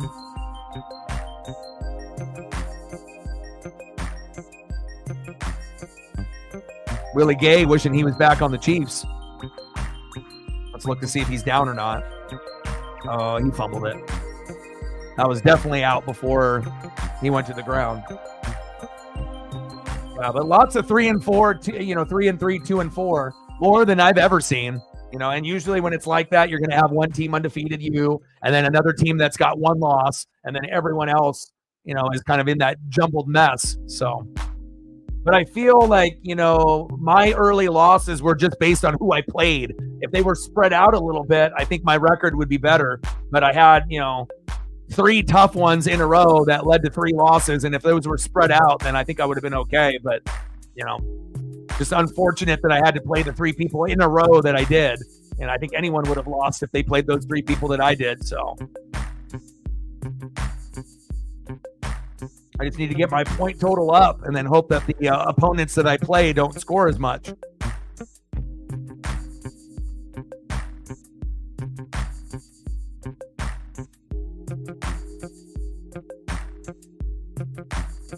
Yeah, and also too, teams that have weak benches and teams that are not putting in full effort are going to fall back behind. Like the teams that are putting in the work are eventually going to pass the teams that have a better record than them. If they're not making adjustments week in and week out. Those teams that are floating at 2 and 4, 3 and 3 are going to go in the opposite direction, and then some of the people that are struggling are going to slightly move up higher in the standings. So. You get too comfortable in fantasy, you will get left in the dust.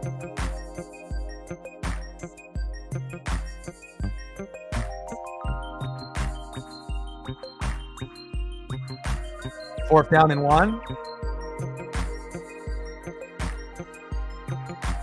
First down, Saints. Give them 3 points for that. I mean, hell, even if you gave them 3 points for every first down from here on out, you still wouldn't win. That's bad.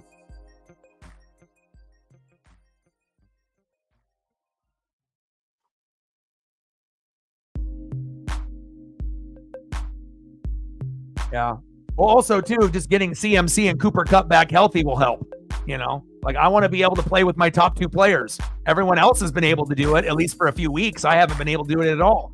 I'm not, giving up, but I'm definitely not having fun in fantasy like I normally am. It's fun. Uh-oh, intercepted.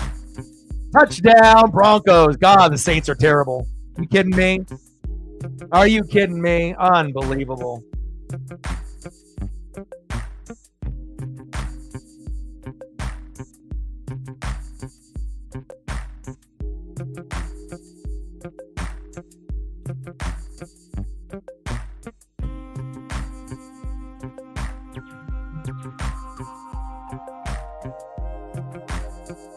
And get everybody a refund there for the Saints. You might as well just fire Dennis Allen tonight.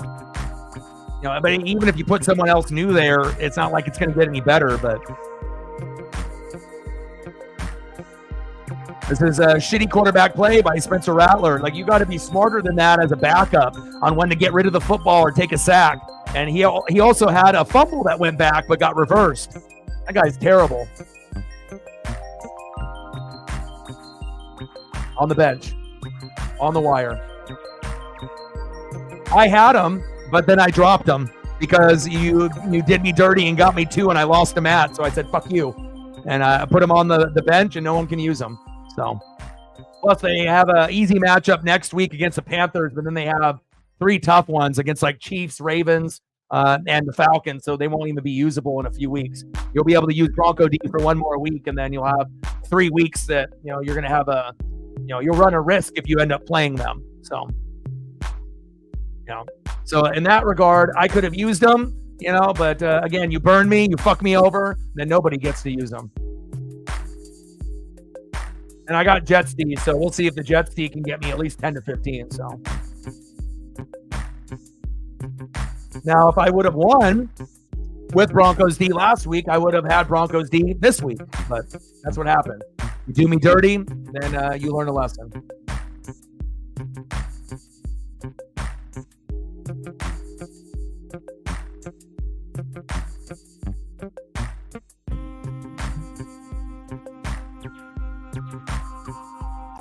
$33-3. If I knew it was going to be like this, I would have kept them. But fantasy is so unpredictable. I don't think anyone anticipated a 33-3 game. You could have maybe predicted that the Saints were going to lose, but I don't think anyone on planet Earth predicted 33-3. Like, Spencer Rattler is some dog shit.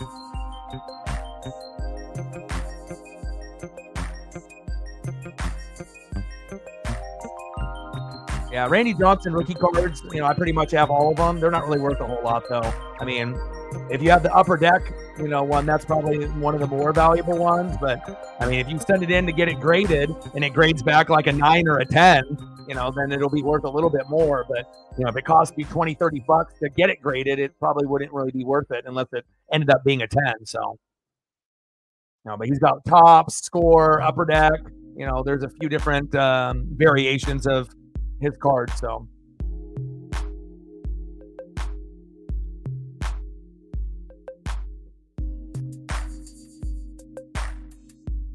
yeah, if I knew Denver was going to play this good with no Patrick Surtain, I would have kept him.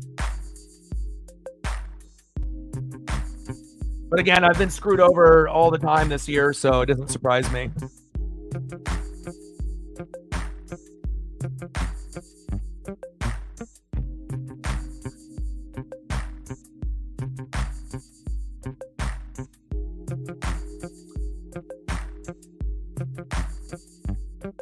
Every single Saints fan that thought Spencer Rattler was better than Carr, they're getting a rude awakening. And even if you had all your weapons there available, you'd still be losing this game. You might be at 17 or 20 points, and you're still losing, but you're not at 3 if you got Olave, Rashid Shaheed, Taysom Hill, Ruiz at center. If you have some of these pieces, you're probably at least at 17. Not 33-3. My God.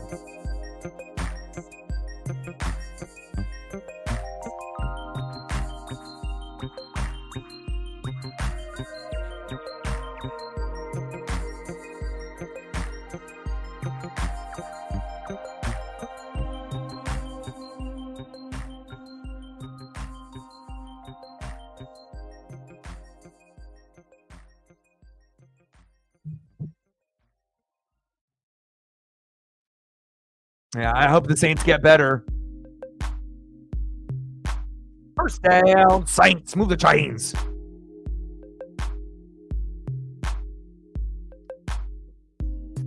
And they don't even have their best player on defense, and they still put up 33. That's wild.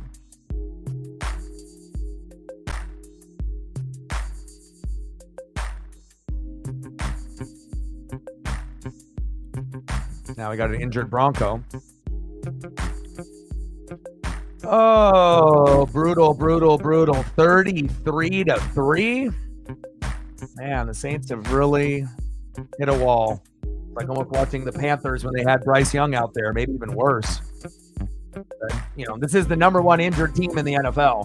So it shows you, you still can have a couple pieces, but one guy on offense out of 11 isn't going to cut it, with AK-41, and one or two guys on defense ain't going to cut it either. It's 11 on 11, and you just don't really realize, how it goes unless you have this many people hurt, which no one really experiences. So, you go from being an NFL team at the beginning of the year looking like you're going to win the NFC South, 2-0, 91 points scored, to a team that looks like they can't even beat a high school team. Like, it's just bad. But again, Allen will get fired at the end of the year, and hopefully they'll end up using that draft pick for a correct player to turn the team around and give them some excitement like a Travis Hunter. He could be like a Reggie Bush for the Saints, but they need a hell of a lot more than just Travis Hunter, let me tell you.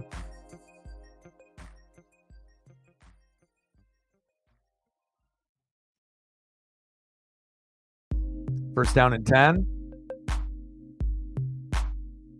Back-to-back decent runs there by the Saints.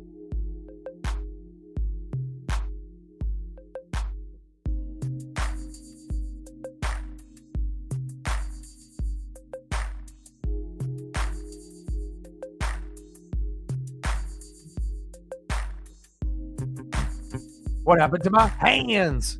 Incomplete. Juwan Johnson.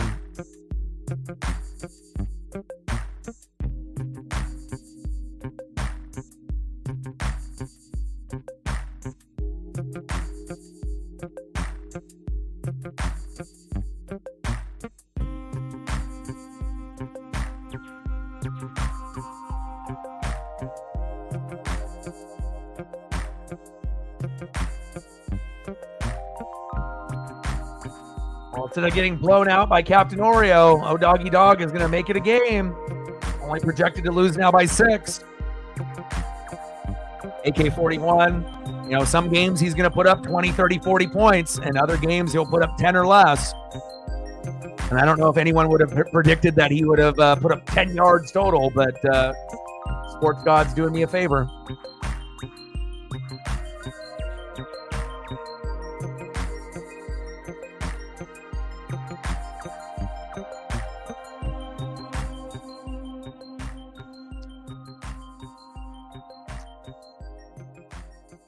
First down and 10.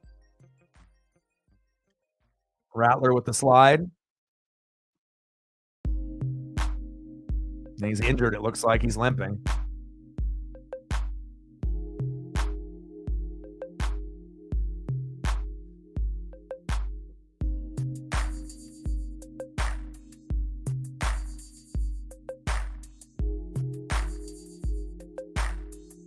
Miller with the short game.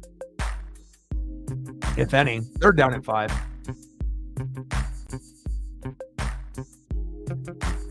Yeah, but the thing is next week, like if you bench him and you punish him, then that's the game that he's going to put up 30. That's how fantasy works. It's a bastard, Denver did me dirty, with getting a 2, and now they got a billion, It's hard not to get emotional in fantasy with certain players when you keep them or drop them, but again, wins and losses are so important, and it's a long season, but it's hard for me not to punish a player when they fuck me over because it's all about consistency to me. So great games, week 7. This is definitely must-see TV. This one too. Texans and Packers, Chiefs and Niners, Jets and Steelers, Bucks and Ravens. Let's go, baby.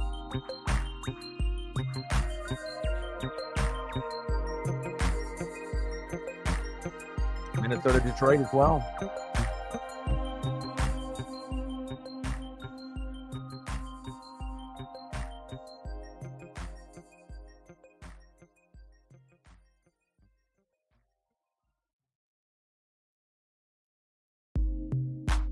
Shotgun set. And complete. God, this is bad. Can't even catch the goddamn ball. Flag on the play.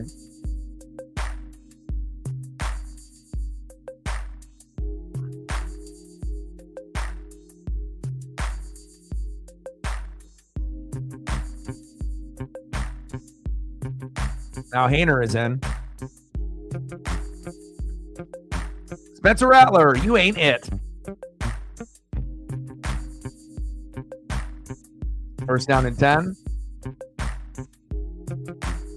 Yeah, maybe they should have started Hainer and maybe they would have been able to get to at least 13 or 17. But based on what we've seen out of Rattler, I mean, you shouldn't be playing the rest of the year. You should be holding up a clipboard.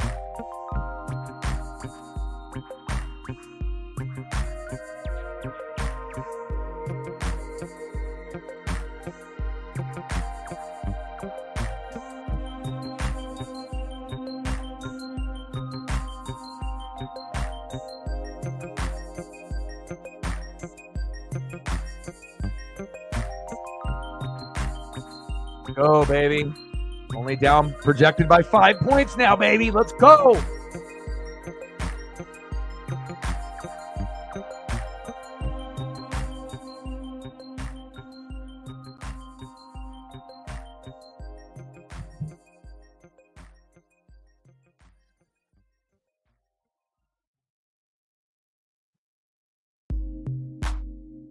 Shotgun set.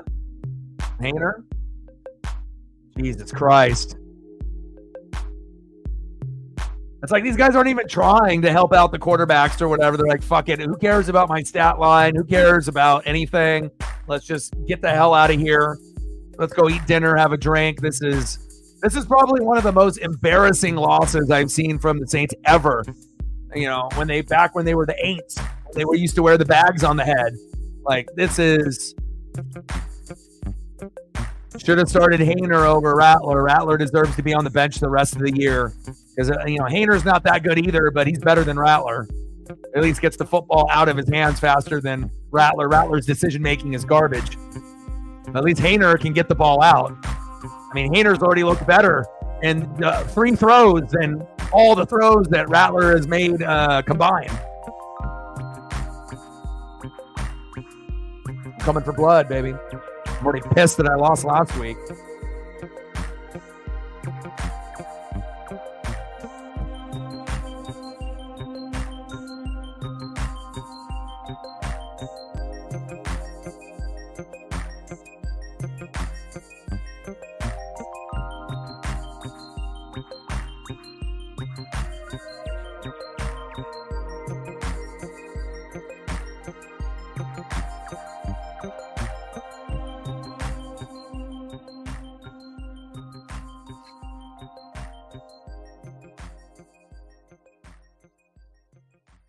I got Captain Oreo, Elliot, and Sarah. Need to win those. Need to get back on track before the schedule gets tough for me. But then at the end, it's fucking brutal. Zini, Reflect, Chief will Chief, Shep, all in a row. Fuck, man. Like, can't we spread some of those out? I mean, that's the whole reason I ended up going 1-3.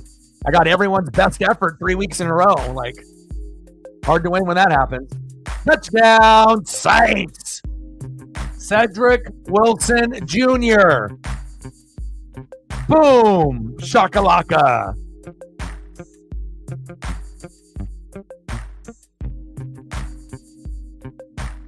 Like, especially when Rattler looked so bad up to halftime, why didn't they sub in Hainer at halftime? You know, they still would have lost this game, but if you had Hainer for a half, maybe you're at 20 points and you lose by 13, not by 23. But it's very clear that Hainer is much better than Rattler, like not even close. Extra point is up and good. But I guess some people know how to evaluate talent and some people are stupid.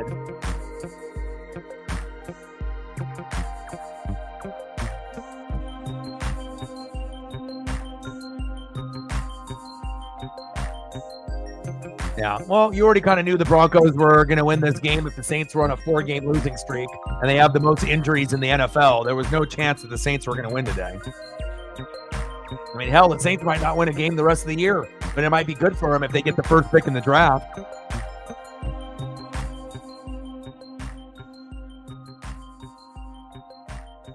Nice job by Hainer. Looking good out there. Should have played him from the very start.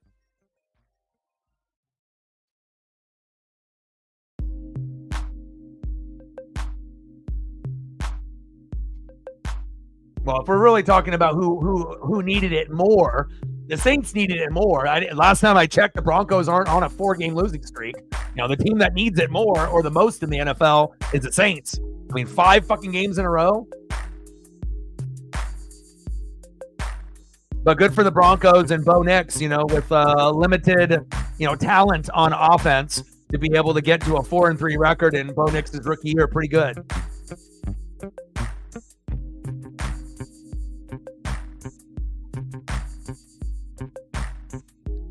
But 33-10 is a lot better than 33-3.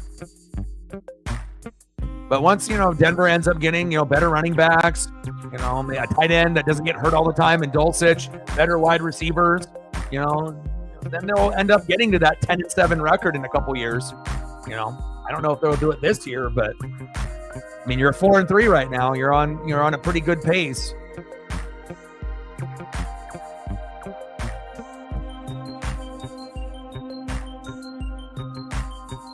But maybe in a year or two, maybe we'll see Denver in a wild card.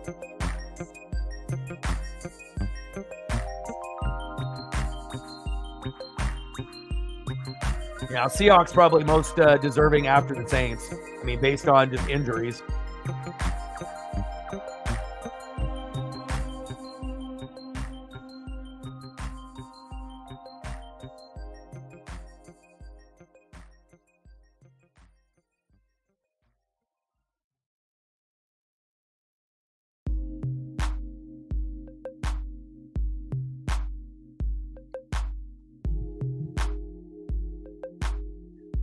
Yeah.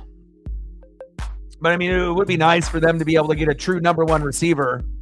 Supposedly Cortland Sutton is out there for the Broncos, but he never gets the ball. When Cortland Sutton had Russell Wilson, he was scoring a touchdown every game last year. So it shows you, it's like you might have guys that are talented, but if they're not getting the football, that's what they're running this year. But they need someone that's better than Sutton. If Sutton is, one of their main guys, even though they don't use him correctly.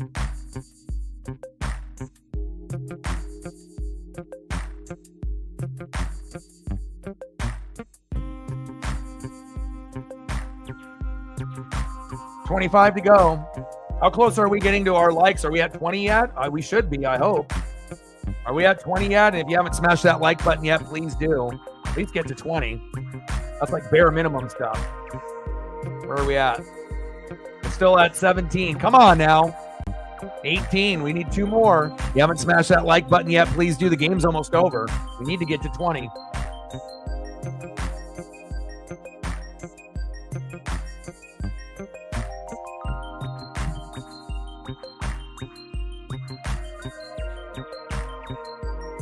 Now they got fucking Jarrett Stidham in the game. They're saying, you get in there. Here's your action. Take that, Neil Dodd.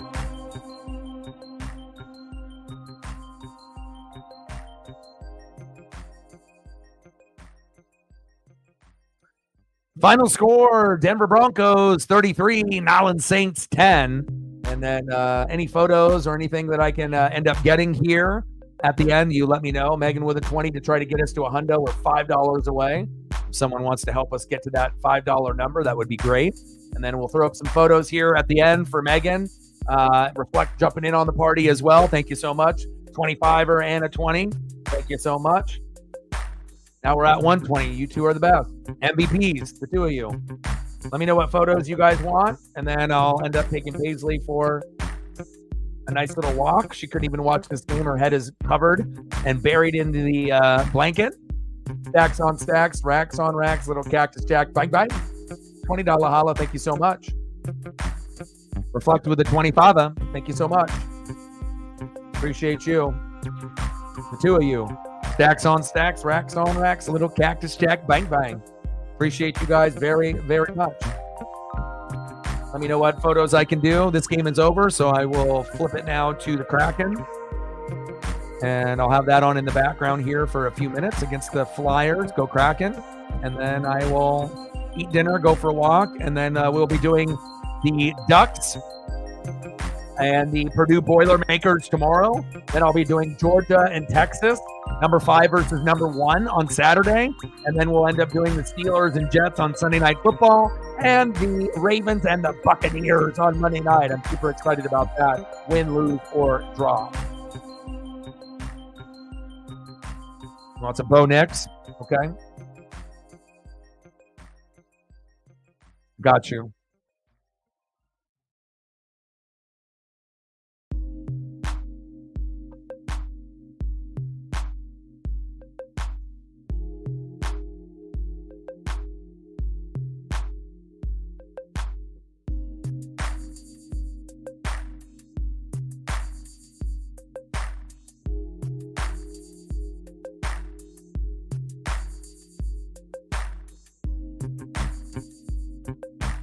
All right, I'm getting some of these loaded up.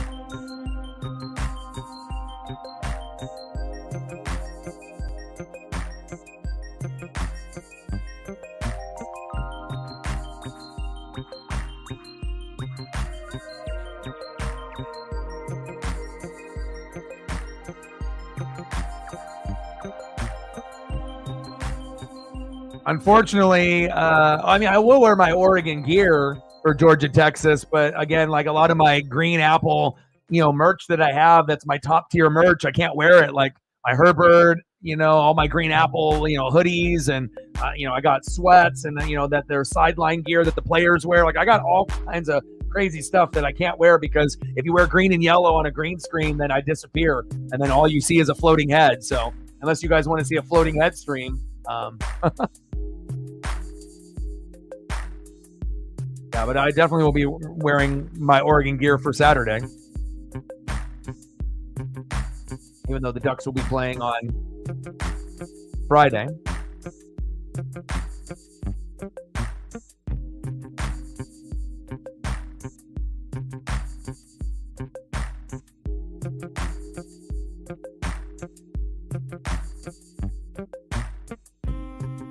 Flyers 2, Kraken 2 in the second period. Let's go, Kraken.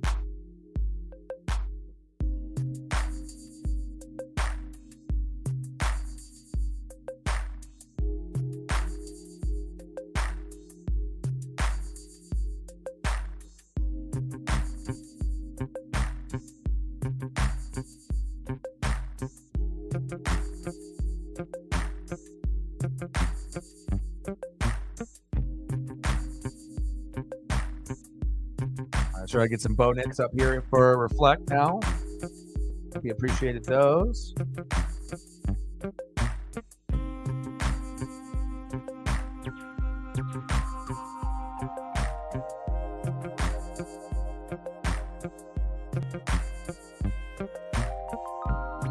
Oh, really? Wow.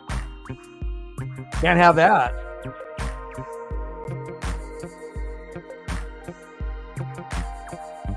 All you have to do is believe.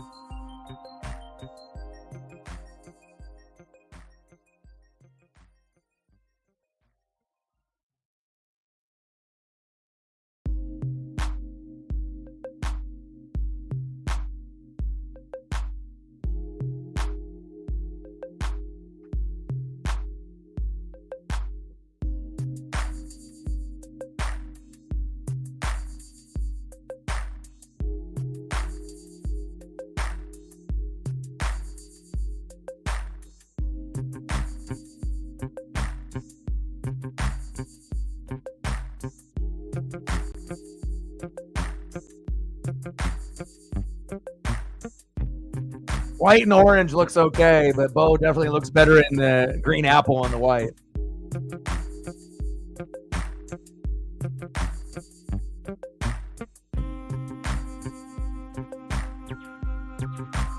More swaggy in that color.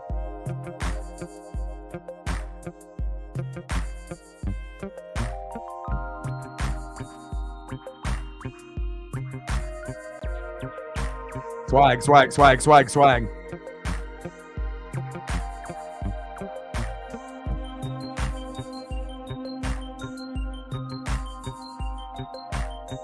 Yeah, those uniforms, undefeated, baby.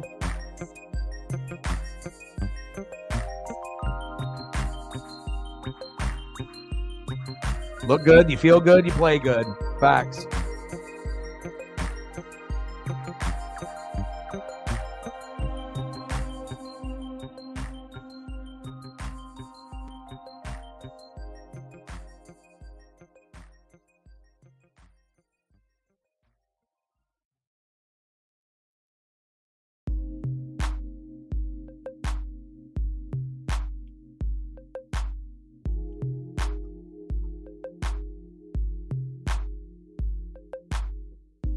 All right, any other photos or anything I can get for anybody that has donated before we go?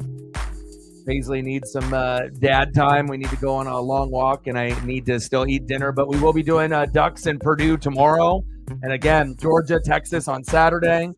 Steelers and Jets for Sunday Night Football. A couple reaction videos, hopefully before then, and then a couple on Monday to get back on the wagon with that. And then obviously on Monday we'll have Ravens and Buccaneers. That will be a great way to cap off Monday night. There's a doubleheader, but obviously one good game and one that's, not a lot of people are going to probably pay attention to. So.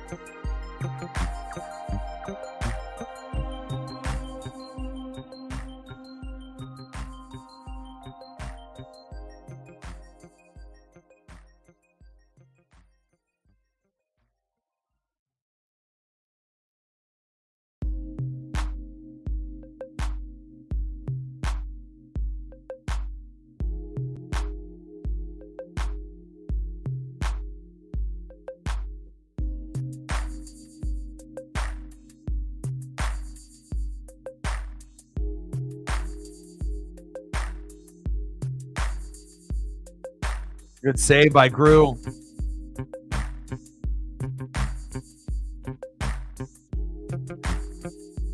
Well, I appreciate you guys so much. Thank you to all of the GOATs. for liking, subbing, sharing, donating, and helping us get to our goal. I appreciate you guys very much. If you haven't smashed that like button yet, please do. Have a great rest of your guys' Thursday night, and then we'll be locked and loaded tomorrow for Oregon going against Purdue. And let's see. Let me go through the timetable here. All right, so we got Oregon and Purdue is on at 5 o'clock Pacific on Fox. And then on Saturday, when we end up doing Texas going against Georgia, that's going to be at 4:30, roughly around the same time. One's at 5 tomorrow Pacific. On Saturday, it'll be 4:30 Pacific. One's on Fox, one's on ABC. And then obviously the regular time for Sunday Night Football, 5 o'clock. And then 5 o'clock Pacific on Monday for Ravens and Bucks. So I love you guys, and I appreciate you guys very, very much. Thank you for you guys' love and generosity and support for me and Paisley and the channel. I couldn't ask for better people to be able to represent this channel as well as our fantasy league. You guys are the best. I love you. And again, I got one question for you. Who you know talk sports like us? Your boy Ryan, Northwest Sports Fanatics, and I'm out. Gang.